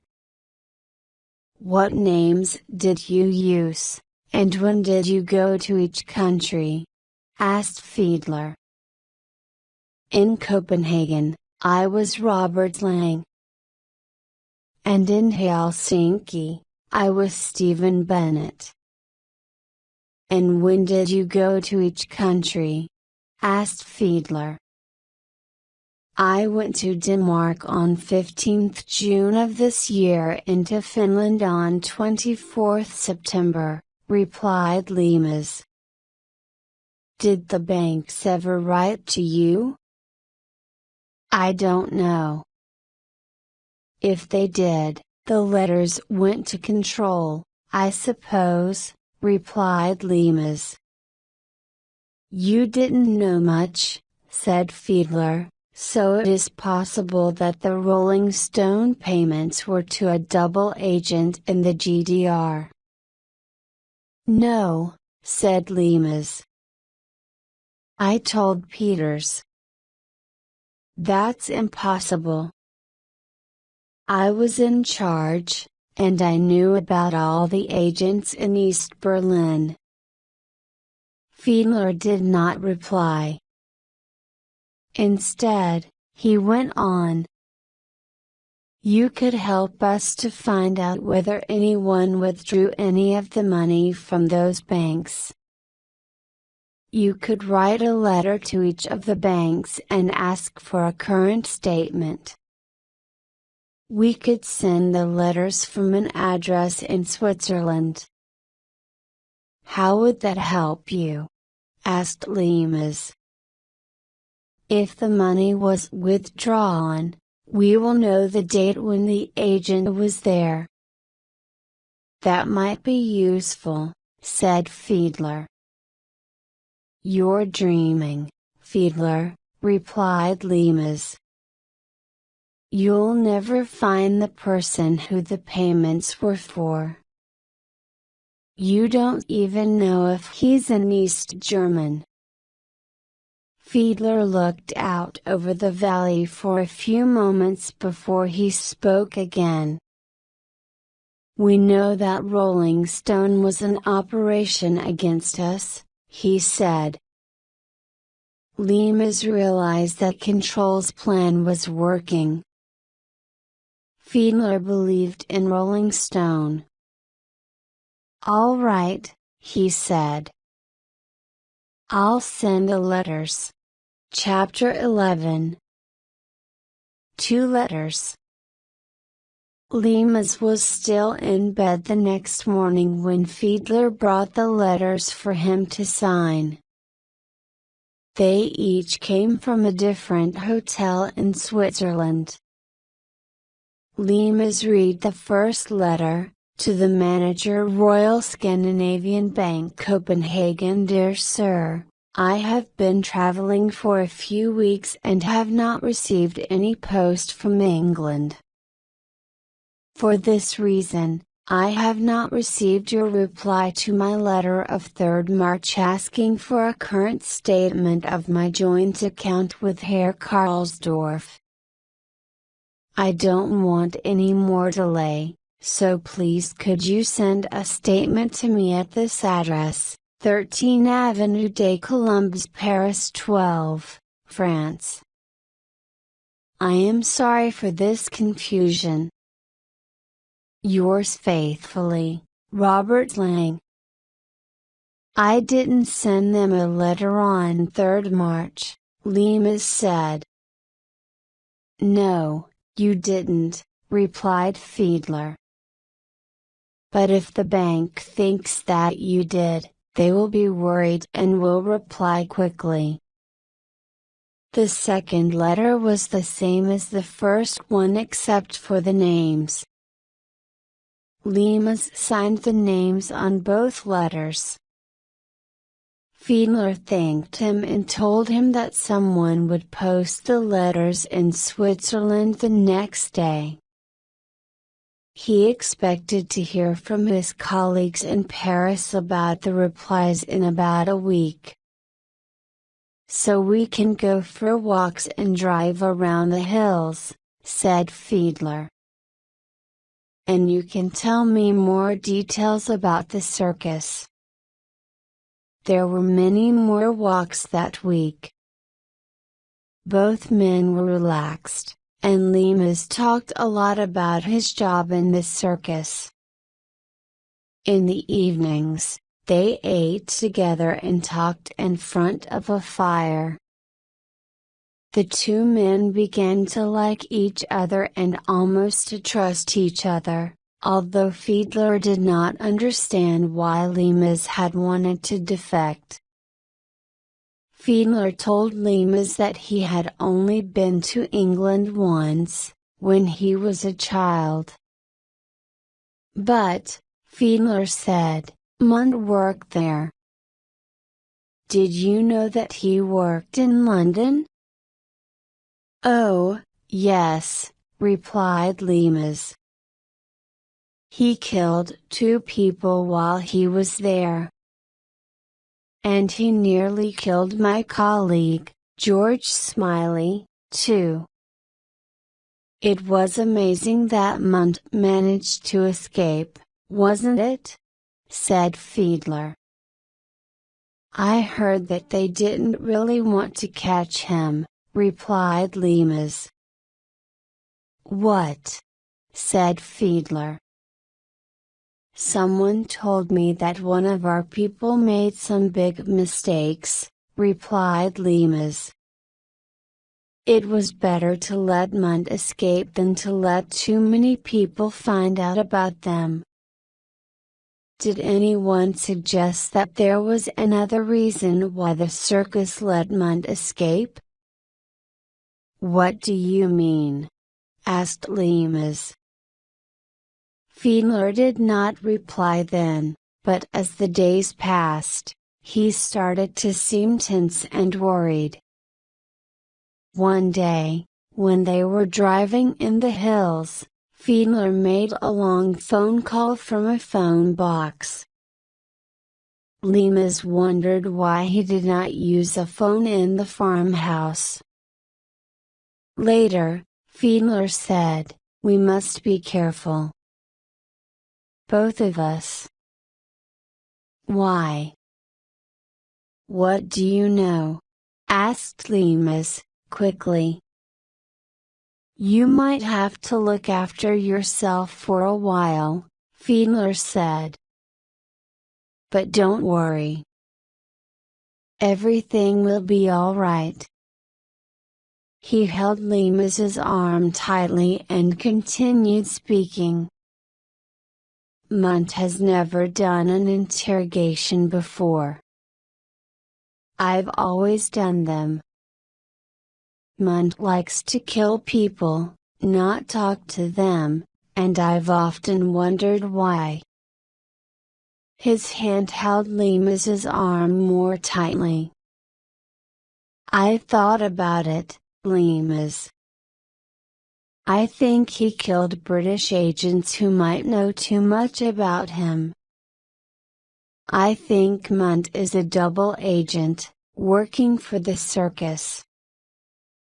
You're crazy, said Lemus, angrily. It's not true. I was in charge in Berlin. The circus couldn't have an agent who I didn't know about. Not an agent who was the head of operations for the East German Secret Service. That phone call, said Fiedler, was about the reply to your letter to the bank in Copenhagen. Someone withdrew all the money from the account a week after you deposited it. It happened when Mund was on a visit to Copenhagen. In London, Liz had received a letter, too. It came from the organizers of the Communist Party in Britain. Dear comrade, we have had an invitation from the party in the German Democratic Republic for some of our members to visit party branches there. There are going to be visits for members of the Bayswater branch to the Neuenhagen branch in Leipzig. We asked for names of people who might be interested, and your name was given to us. We are sure that you are the right comrade for this job. All costs will be paid by the party in the GDR. We are sure that you will want to accept this invitation. The visit will happen at the end of this month. Members will travel alone because the visits will happen at different times. Please let us know as soon as possible whether you can accept, and we will let you have more information. Liz wondered who had given her name to the organizers. Then she remembered a man who she had met at a big meeting for all the London branches. He had asked lots of questions. Ash, that was his name, she thought. Perhaps it was him. She felt excited because it was a trip abroad. After writing to accept the invitation, she saw Smiley's card. She remembered him saying, "Did the party know about you and Alec?" And she smiled. The trip abroad would help her to forget about Alec. Chapter 12. Arrest. After their conversation in the car, Fiedler and Lemus drove back to the farmhouse in the dark. Fiedler parked the car at the side of the house, and as they walked towards it, they saw 3 men standing near the front door. "Fiedler, we want to talk to you." "We're from Berlin," shouted one of them. "What's going on?" said Fiedler. "Why aren't the lights on in the house?" Fiedler walked towards the men. Lemus could not see the guards who usually stayed near him when he was at the house. He waited for a moment, then went inside. He could not switch the lights on because they were controlled from a central point by an unseen hand. Slowly and carefully, he walked in the darkness towards his bedroom. He walked into the guard's bedroom and realized that they were not there either, and then suddenly the door behind him closed. The room was completely dark. He smelled cigarette smoke from his own bedroom. Then he heard the key turn in the lock of the door behind him, and he knew that he could not escape. Lemus remembered his training. He walked towards a chair that he knew was in a corner of the room and kicked it into the center of the room. The people in the room knew that he was there, so he did not need to be quiet. Counting his footsteps, he moved back from the chair and stood in one corner. He knew where the chair was, but they did not. "Why don't you come in then?" he said in German. "I'm here in the corner. Come and get me." There was no sound from the other room. "Come on then," shouted Lemus. "Are you scared?" At last, he heard one person moving forwards out of his bedroom, then another one. He heard the first one walk into the chair and cry out in pain. This was what he was waiting for.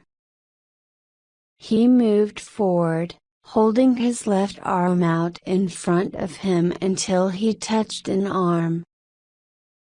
He hit it gently, twice, and a voice very close to him whispered, "Hans, is that you?" "Be quiet," whispered Lemus. At the same time, he reached out, got hold of the man's hair and pulled his head forward. He hit him hard on the back of his neck, then pulled him up again and hit the front of his neck. The man fell heavily to the floor and did not move. Then suddenly the lights came on, and the door behind Lemus opened, making Lemus turn round quickly. Something hit him on the back of his head, and he fell to the floor. When Lemus woke, he was cold, and he could feel blood on his face. He was lying on a stone floor, and, when he tried to move, terrible pain went through his body. His hands and feet were held together behind his back by a chain. Above him, there was a bright light, and he was in a white, empty room. He lay on the floor in pain for hours.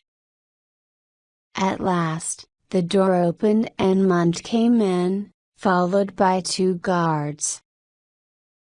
Lemus looked at Mund and remembered George Smiley telling him about Mund's frightening eyes. The 2 guards untied his arms and legs. He tried to stand, but they kicked him, so he fell down again.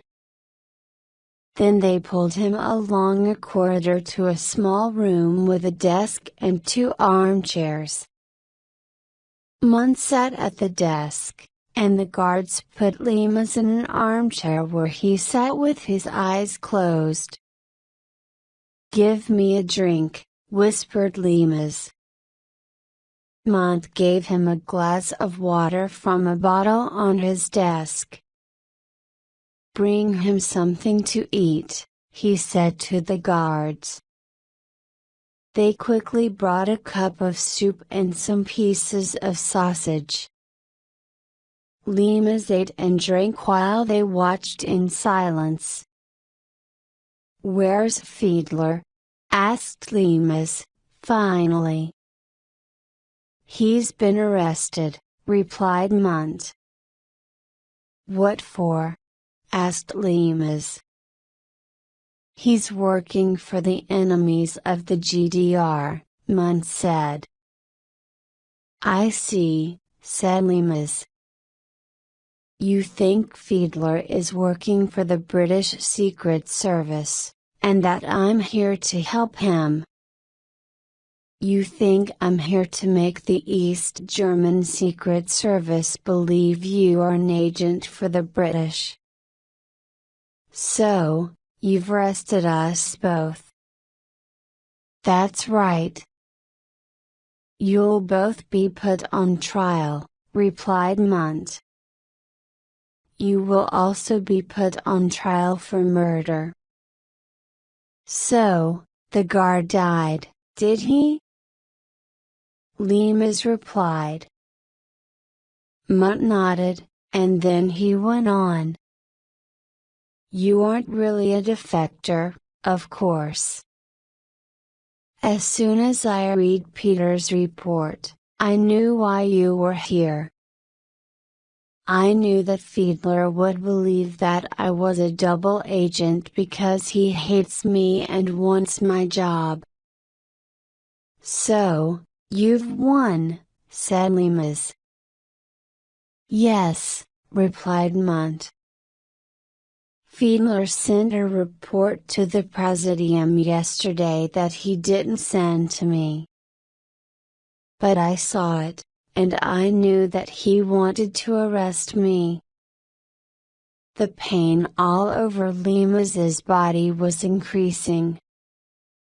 Suddenly there was shouting, and the door opened violently. Lemus could not open his eyes because of his pain, but he could feel that the room was full of people. He did not know what was happening.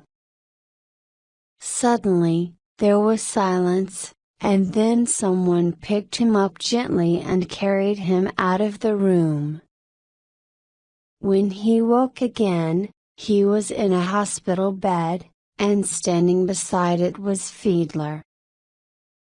Chapter 13. Branch Meeting. Limas looked around the quiet hospital room and then at Fiedler, who was calmly smoking a cigarette. "How do you feel?" asked Fiedler. "Awful," replied Limas. "They beat me up, you know." "Yes," said Fiedler. "And you killed a guard." "I guess that I had," said Limas, "but I had to protect myself." "What happened to you?" "Oh, Munt's men beat me up, too," replied Fiedler. "And he interrogated me as well, but I knew that he would lose." "Why?" asked Limas. "I had collected evidence against him," he replied. "Then you brought me the last piece of evidence that I needed, about the payments. I put it all in my report to the Presidium." So while he and his men were beating us up, the members of the Presidium were setting up a tribunal. "What's that?" asked Limas. "It's a secret trial," said Fiedler. "It will happen tomorrow. Munn has been arrested, and you will give evidence against him." Then a nurse brought Limas some food, which he ate, although he still felt awful. Fiedler watched him without speaking. "What will happen in the tribunal?" asked Limas. "There are 3 judges.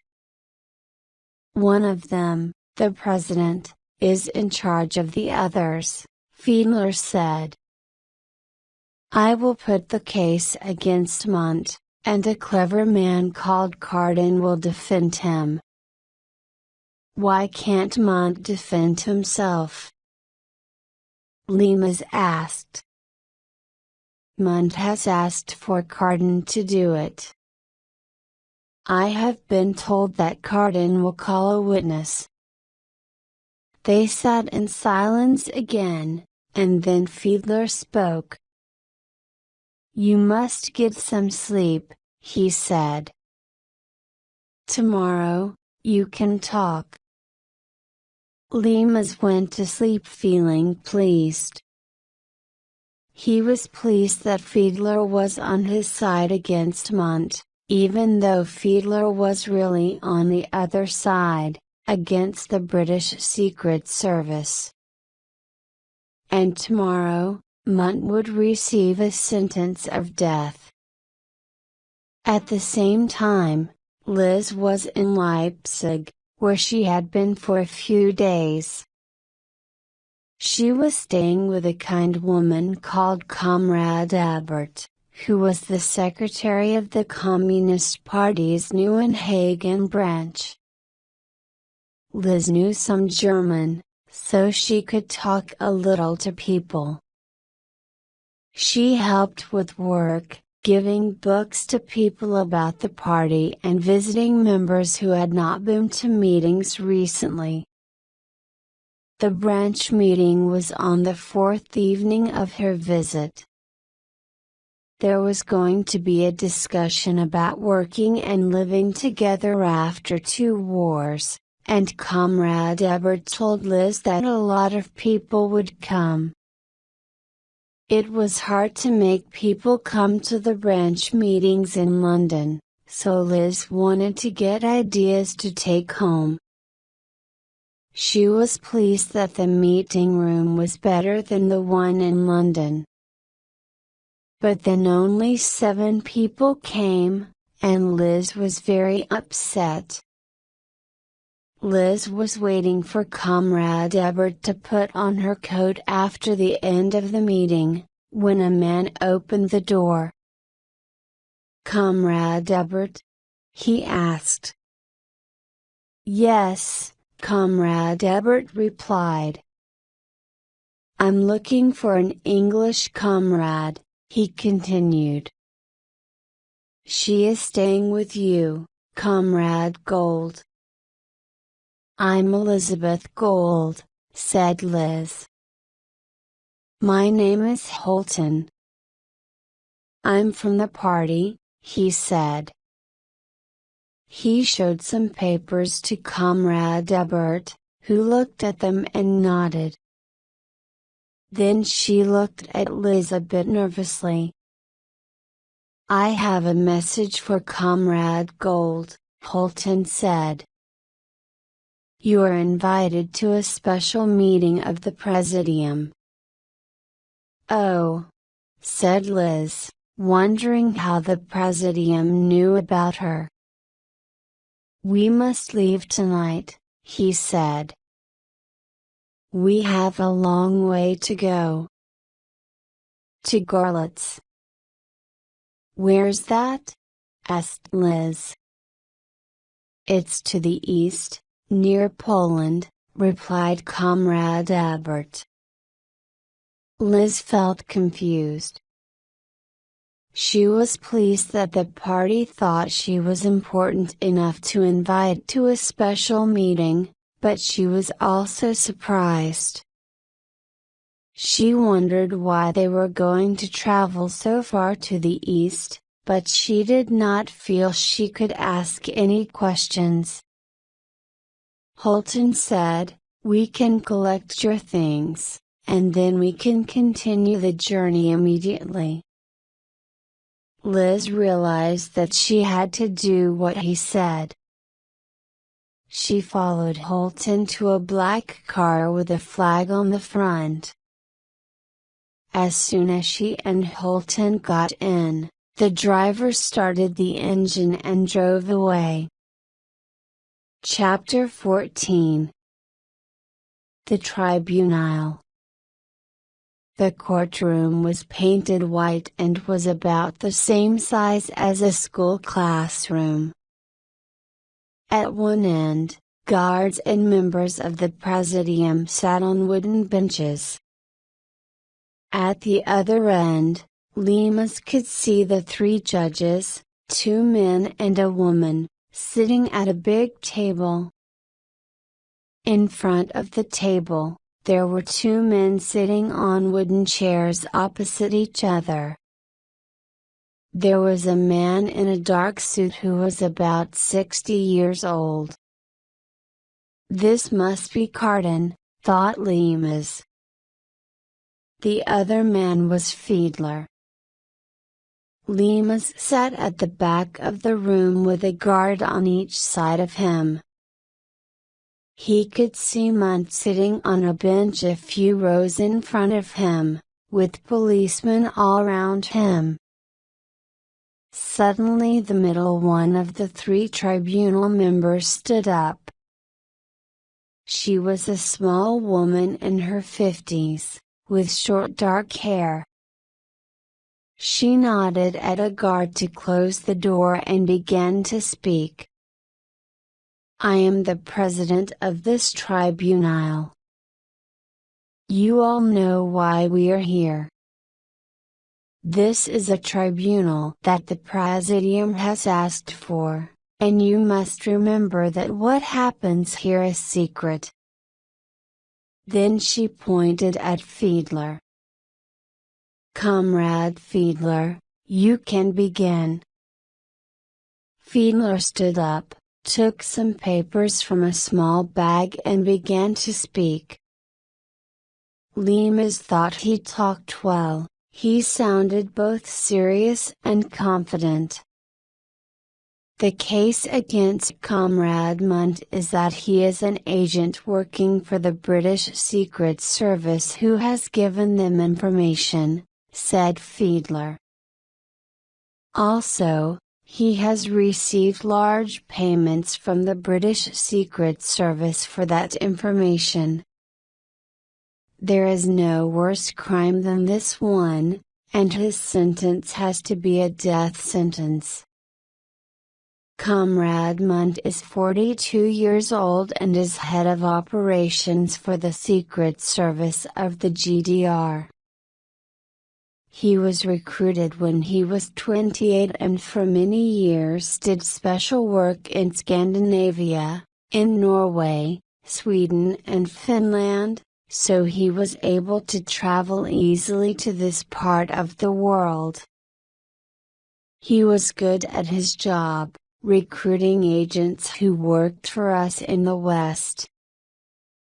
But he became greedy for money, and this is why he has betrayed his country and his people. We have caught him because of his greed for large amounts of money. Fiedler now looked down at his papers. At the end of 1956, Munt was sent to London to work, he said, but at the end of his time there in the early 1960s, there were problems and 2 people died. The British wanted to arrest Munt. Then he disappeared for 2 days. Surprisingly, after those 2 days, he took a taxi to a London airport and flew to Berlin. The British police were searching for him, but he was able to leave the country easily because the British Secret Service had recruited him. I believe that they had told him that they would send him to prison for many years, or he could work as an agent for them. If he worked for them, he could return to his country and receive large payments for the information that he gave them. Fiedler paused and looked round the room, then continued. We received information some time ago about the large amount of special knowledge that the British Secret Service had about the GDR. I cannot tell you where that information came from, but it made us believe that someone in our Secret Service was giving it to them. It had to be someone with an important job, but we were not sure who it was. I wondered if it was Munt, but it seemed amazing that our own head of operations could do this. But then the final evidence was brought to us. He turned to the back of the room. Bring Lemus forward, he said. The guards on either side of Lemus stood up and led him forward. They made him stand in front of the table between Fiedler and Carden. The president spoke to him. What is your name? She asked. Alec Lemus. What is your age? She continued. 50. What is your job? I work in a library, replied Lemus. This reply made Fiedler angry. You worked for the British Secret Service, didn't you? He said. Yes, that's right, said Lemus. You can see from my report, Fiedler went on, speaking to everyone in the room, that Lemus is a defector from the British Secret Service. But you will hear suggestions that he is not a defector at all. Herr Carden will defend Munt by saying that Lemus was sent by the British Secret Service to make us think that Munt is a traitor. But this is not true. We found Lemus, persuaded him to defect and brought him to the GDR. Lemus was in charge of the East German agents for the British in Berlin, and he does not believe that Munt is a double agent. but he has given us evidence that helps us to prove that Munt is a traitor. Limas remembered Control's words again: give them your information, and let them work out what to think. He had done this to Fiedler. Then Fiedler spoke to Limas. The tribunal has read all the reports of your interrogation, he said. But I want you to tell them yourself about the operation called Rolling Stone. He turned to the judges. You have copies of the letters that I will mention, he said. Fiedler asked Limas the same questions that he had asked him before, and Limas talked about the bank accounts in Helsinki and in Copenhagen that he had put money in. Fiedler then explained about the letters that had been sent recently from Limas to these banks.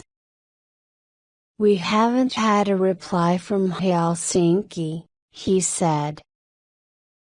But we have had a reply from Copenhagen. Limas deposited $10,000 on 15th June this year, and this money was taken out of the account 1 week later. Comrade Munt was in the city for a few days at that time. Limas visited Helsinki on 24 September and deposited $40,000. Comrade Munt was in the city for a few days at that time. There was silence. Then Fiedler continued, we could also prove that Comrade Munt arranged the murders of a number of East German double agents so that they did not discover that he was also a British agent. Karl Riemek was different. He was an agent who worked for Munt and knew that Munt worked for the British.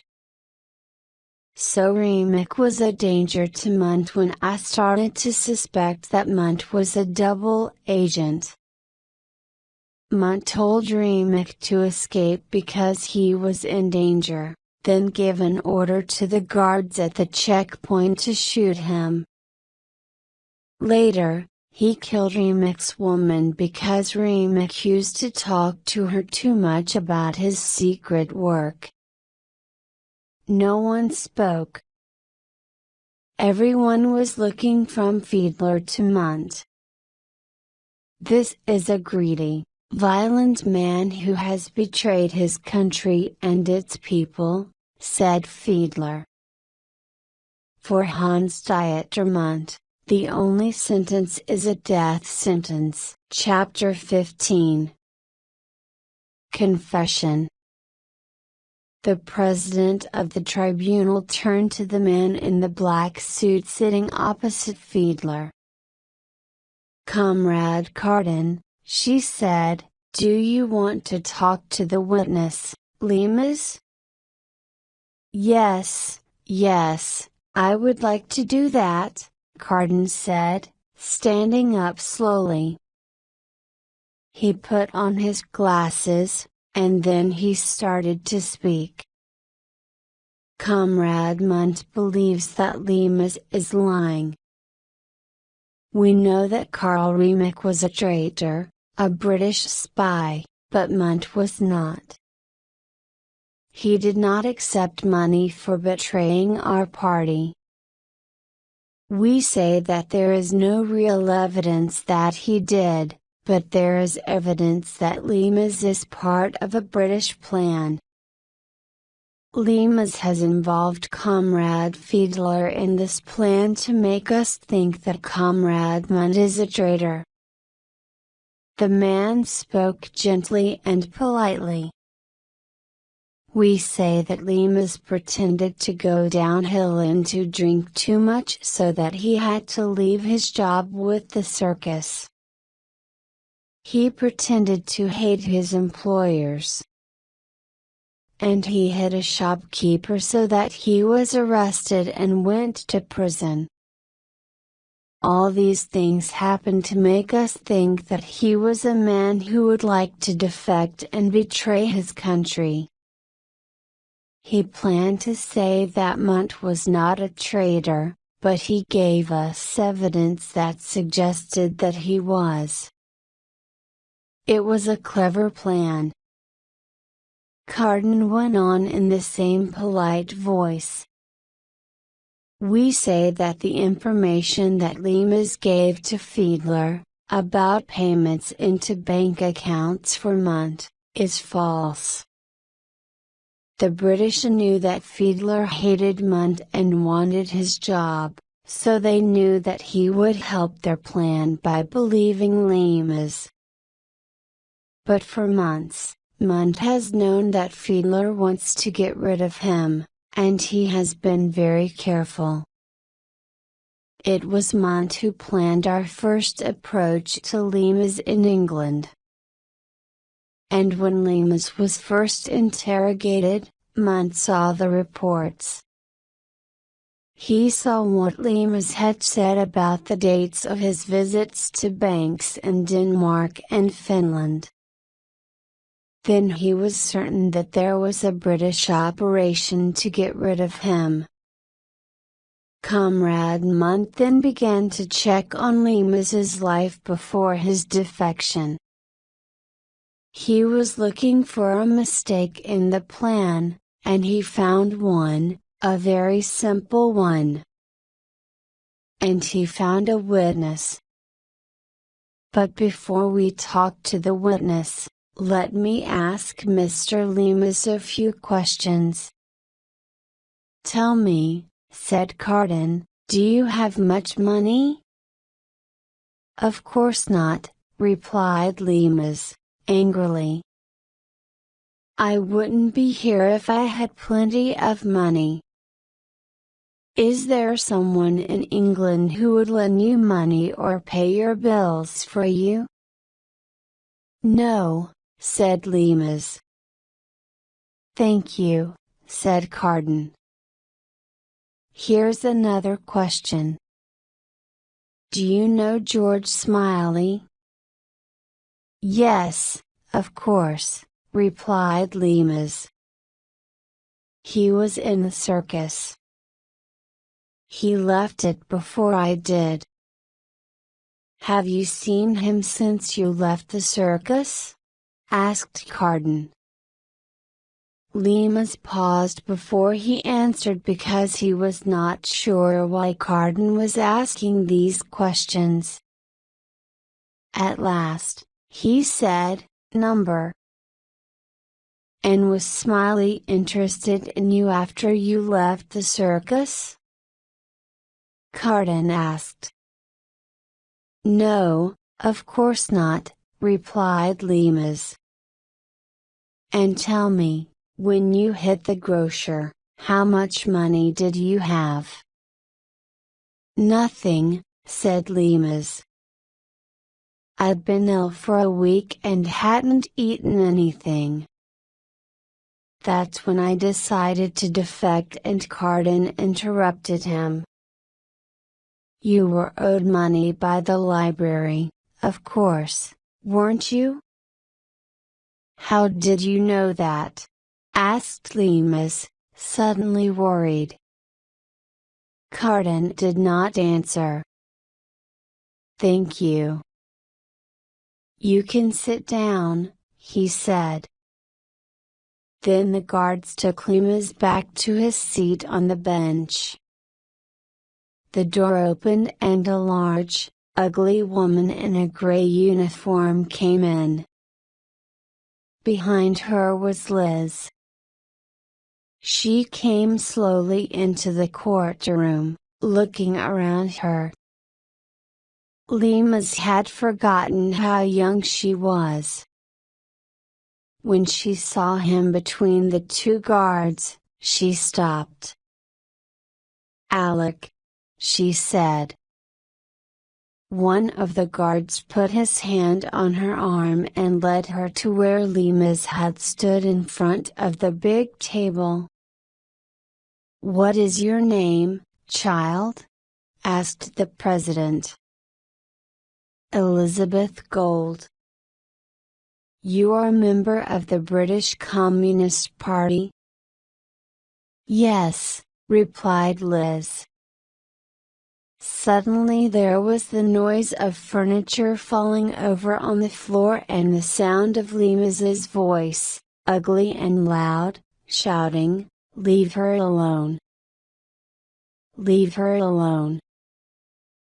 Liz turned round and was terrified when she saw a guard hit Lima's hard on his jaw.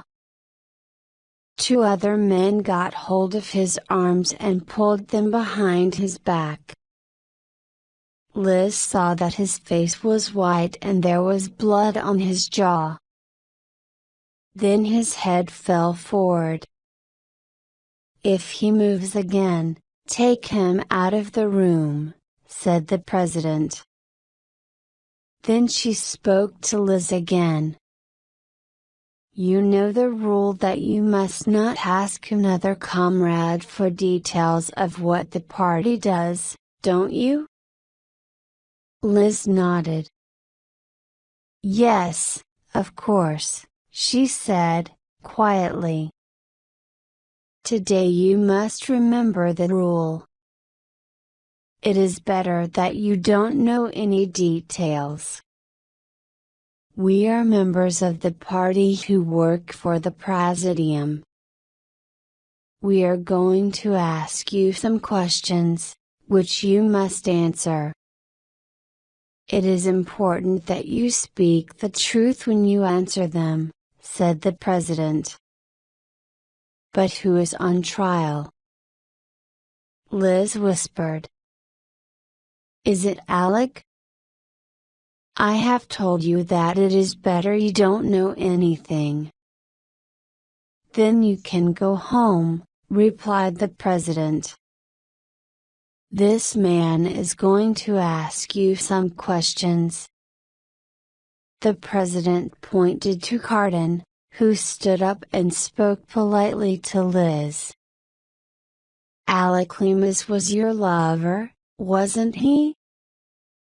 Carden said. Liz nodded. "When did you see him last before today?"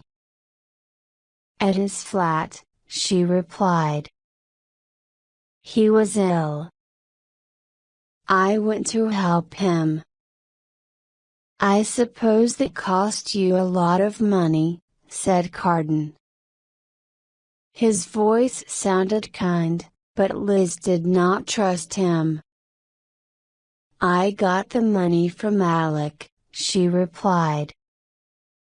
"Oh," said Carden, quickly, "so he did have money." "Oh, God, have I said something wrong?" thought Liz. She was becoming frightened. She wanted to see Limas's face so she could guess what he wanted her to say. But he was behind her. "He didn't have much money," she said. "He couldn't pay his bills, they were all paid after he'd gone. A friend paid them." "Of course," said Carden in his kind voice. "Did you ever meet this friend, Elizabeth?" She shook her head. "I see," said Carden. There was a terrible silence in the courtroom. It was terrifying for Liz because she felt like a blind person in a room full of people who could see. They understood the meaning of her answers, but she did not. "Do you earn much money, Elizabeth?" asked Carden. "No," she whispered. "It must be hard to pay the rent on your flat every month," he said. "Have you paid this month's rent?" She shook her head again. "Why not?" asked Carden. "Don't you have any money?" In a whisper she replied, "Someone bought the lease and gave me the flat. They sent it in the post." "Who?" "I don't know." Liz was crying now. "Please don't ask any more questions." But Carden did ask more questions as Liz sobbed and sobbed. No one in the courtroom moved. "Tell me," he asked, "did anyone come to see you after Limas went away?" "No," she said. She knew that they were trying to hurt Alec, and she did not want to give them any more information. "But your neighbors have told us that a man came to see you, Elizabeth," he continued. "Who was he?" "I don't know." "Who was he?" Carden asked again. At last, Liz replied. "His name was Smiley. He left his card with his name and address. He said to get in touch with him if I needed any help." There was complete silence in the court, and then Carden spoke again, pointing towards Limas. Limas had done the one thing the British Secret Service never expected him to do. He had found a lover, like Remick did, in fact. Smiley wanted to know how much Limas had told the girl. Then he turned again to Liz and started to ask questions again. "Did you try to get in touch with Limas?" "No. He told me not to. He made me promise not to follow him and never to try to find him." "And the last time you saw him, did you say goodbye?" Looking very tired, Liz nodded. "What reason did he give for leaving you?" asked Carden. His voice now sounded ugly. "He didn't leave me," she said. "He just said there was something he had to do, and afterwards he would come back if he could. He said that things weren't as bad as they seemed, and that I would be looked after." "So that is why you didn't ask about who gave you the lease?" "Yes." Liz was sobbing again now. "You knew that already, so why did you bring me here?"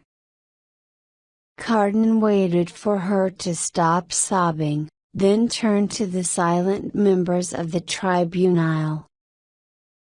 "It is fortunate that Limas met this girl because now we can be certain that there was an operation against Mr. Haidmont. We know that Smiley and the circus helped the girl." As Carden quietly sat down, Limas stood up. The guards did not stop him this time. As he walked to the front of the room, he was trying to work out why the circus had behaved in this way. "We, Control, Smiley and I, made a careful story to prove that I was a defector," he thought. "But Smiley paid my bills and even bought the lease of Liz's flat and gave it to her. Why would they try to make the operation go wrong? And how do the East Germans know so much about me?" Limas couldn't understand it, but he knew that he had to help Liz and Fiedler. He had to make a confession about the operation against Munt. His face was white as he stood in front of Carden. "Let her go," he said. Liz was staring at him with tears in her eyes. "No, Alec," she said. "Don't tell them anything because of me." "It's too late now," said Limas. Then he turned to the president. "She knows nothing. Send her home. I'll tell you everything." The president talked quietly to the men on either side of her, then said, "She can leave the court, but she can't go home until the tribunal has finished." "She knows nothing," shouted Limas. "Carden is right. It was an operation to get rid of Munt. Let her go." "She is a witness," replied the woman. "Fiedler may want to question her." "She knows nothing," said Fiedler. He was sitting with his hands on his knees, looking down at them. "Limas is right. Let her go." He stood up and led Liz to the door with his arm around her shoulders. Liz looked back at Limas, but he could not look at her. "Go back to England," said Fiedler, gently, and Liz began to sob as the woman in the gray uniform took her out. Limas began to speak to everyone in the room. "Carden is right. After all our East German spies were killed, we, Control, Smiley and I, decided to get rid of Munt. You know what we did so that you would think I was a defector. Smiley always said the operation could go wrong, but I don't know why he paid my bills and bought the girl's lease." He turned to the president. "Fiedler hates Munt, but Munt isn't an agent for the British. Fiedler just believed in my story. He's a good, honest man, working for his country." Fiedler smiled and said, "It's strange. The circus would expect Munt to check up on Limas's story, wouldn't they? That's why they made it so good. So I wonder why Smiley paid the bills and bought the lease? I don't know, and I don't know how Munt found the girl," said Limas. "I've been very stupid." "But Munt hasn't been stupid," said Fiedler, smiling again. "How did he know about the lease? Perhaps he can tell us." "She increased the amount she paid to the party every month," Munt said. "She doesn't earn much money, so I checked why she could suddenly afford to pay more. Then I found out about the lease." "That's a good answer," replied Fiedler, calmly. Then the president said, "Comrade Fiedler will not do any more work until the Presidium has thought about our report. Limas has already been arrested and Comrade Munt will decide what to do with him." She looked at Munt, but he was looking at Fiedler. And as Limas looked at them both, he suddenly understood the circus's plan. It was horribly clear. Chapter 16 in from the cold. Liz had been in a small, dark room for many hours when she heard footsteps in the corridor outside. She had no idea whether it was day or night. The door opened, and a man stood there without coming into the room. A small amount of blue light from the corridor came into the room so that she recognized him immediately. "It's Munt," he said. "Come with me immediately." Liz was terrified and stood in the middle of the room, not knowing what to do. "Come on. Hurry," he said. He stepped into the room, took hold of her arm and led her out into the corridor. She watched, confused, as he locked the door of the room. Then he made her run down a number of badly lit corridors. She noticed that he always checked that no one was coming as they turned into another corridor. Suddenly he stopped, put a key in a door and pushed her outside. She could feel the cold air of the winter evening on her face. He led her forward again, along a path towards a road. Parked by the side of the road was a car.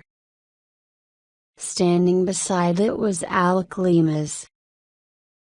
"Wait here," said Munt, as he started to move towards Lima's. She waited for a long while as the two men talked quietly to each other. Her body shook because of the cold and her fear. Finally, Munt returned. "Come with me," he said, and he led her to where Lima's stood. The two men looked at each other for a moment. "Goodbye," said Munt. "You're a stupid man, Limas." And he turned and walked quickly away. She put out her hand and touched Limas, but he pushed it away and opened the car door. "Alec," she whispered. "Why is he letting us go?" "He's letting us go because we've done our job," said Limas. "Don't think about it. Get in the car." She got in and asked again, "Why?" "They said you worked with Fiedler against him." Limas did not answer. He started the car and was soon driving along a narrow road. He looked at his watch. "We're 5 hours away from Berlin," he said. "We need to be there by 1:45. There's enough time." For a while, Liz said nothing. Then she said, "You and Munt are enemies, aren't you?" Limas still did not reply. He was driving very fast now, with his tense hands holding the wheel tightly. "What will happen to Fiedler?" asked Liz, suddenly, and this time Limas answered. "Munt will arrange for him to be shot," he said. "So why aren't they going to shoot you?" she asked, quickly. "Why has Munt let you go?" "All right," shouted Limas. "I'll tell you what you and I weren't supposed to know. Munt is a double agent. He is a spy for the British Secret Service. Fiedler worked out that he was a spy, And this is the end of an operation by Control to save Munt. The circus has used us to kill Fiedler and keep Munt working for the British. No one will suspect that Munt is a double agent now. After a moment, Lemus continued. Control lied to me. He said that we had to kill Munt because he was dangerous to the British Secret Service. He told me that we had to make the East Germans believe Munt was a double agent. Then they would kill him. I helped to make the plan. It was going to be my last job. I went downhill, lost my job, got the job in the library, hit the grocer, went to prison, you know all that. And you became my lover, said Liz. That wasn't part of the plan, said Lemus. My job was to give evidence to Fiedler that Munt was a spy for the British so that the East Germans would arrest Munt. I didn't know that Munt knew everything, including information about you. He sent people to recruit me as a defector and take me to Holland, then Germany. He sent Fiedler to interrogate me. Fiedler believed me and sent his evidence to the Presidium. But Munt could prove I wasn't a real defector because he had the information about Smiley and the circus looking after you, which they gave to him. Control didn't tell me about that part of the plan. But how could the circus know about me? Liz cried. They couldn't make us fall in love. It didn't matter, replied Lemus. A man called Pitt at the labor exchange was working for the circus. He sent me to the library so I would meet you. The circus could make it look like we were lovers even if we weren't. And you were a member of the Communist Party, so it was easy to invite you to East Germany. But we made it very easy for them. Yes, we did, she said. We helped them by becoming lovers, and it makes me feel awful. And I still don't understand why he is letting me go. When I get back, I could tell people about this. Our escape will help Munt, replied Lemus. It will show the Presidium that there are still double agents in the organization because someone helped us. So, they will need Munt's help to find them. So more people can be killed like Fiedler? Asked Liz. Fiedler lost, and Munt won, replied Lemus, shrugging. That's what happens. But Fiedler is a good, honest man, cried Liz. You said that yourself. And Munt is a horrible, violent man, said Lemus. But Fiedler is an enemy, on the other side, and Munt is a friend, on the British side. This is what the secret services are like, Liz. They do bad things so ordinary people like you can sleep safely in their beds. It's horrible, Alec, shouted Liz. You're as bad as them. It's the Cold War, and I hate it, Liz, he replied, sounding very tired. You've never seen men die like I have. They were driving along city streets. Lima's was suddenly tense, and he slowed the car. Liz saw a small light moving in front of them. That's him, Limas said to himself, quietly. He stopped and opened one of the back doors, and a man got in. Liz did not turn round. She just stared at the rain that was now falling. Drive at 30 kilometers an hour. I'll tell you the way, said the man. Liz thought he sounded tense and frightened, and very young. When we reach the right place, you must get out and run straight to the wall, he said to Limas. The searchlight will shine where you must climb. When the searchlight moves away, begin to climb. The girl must follow you.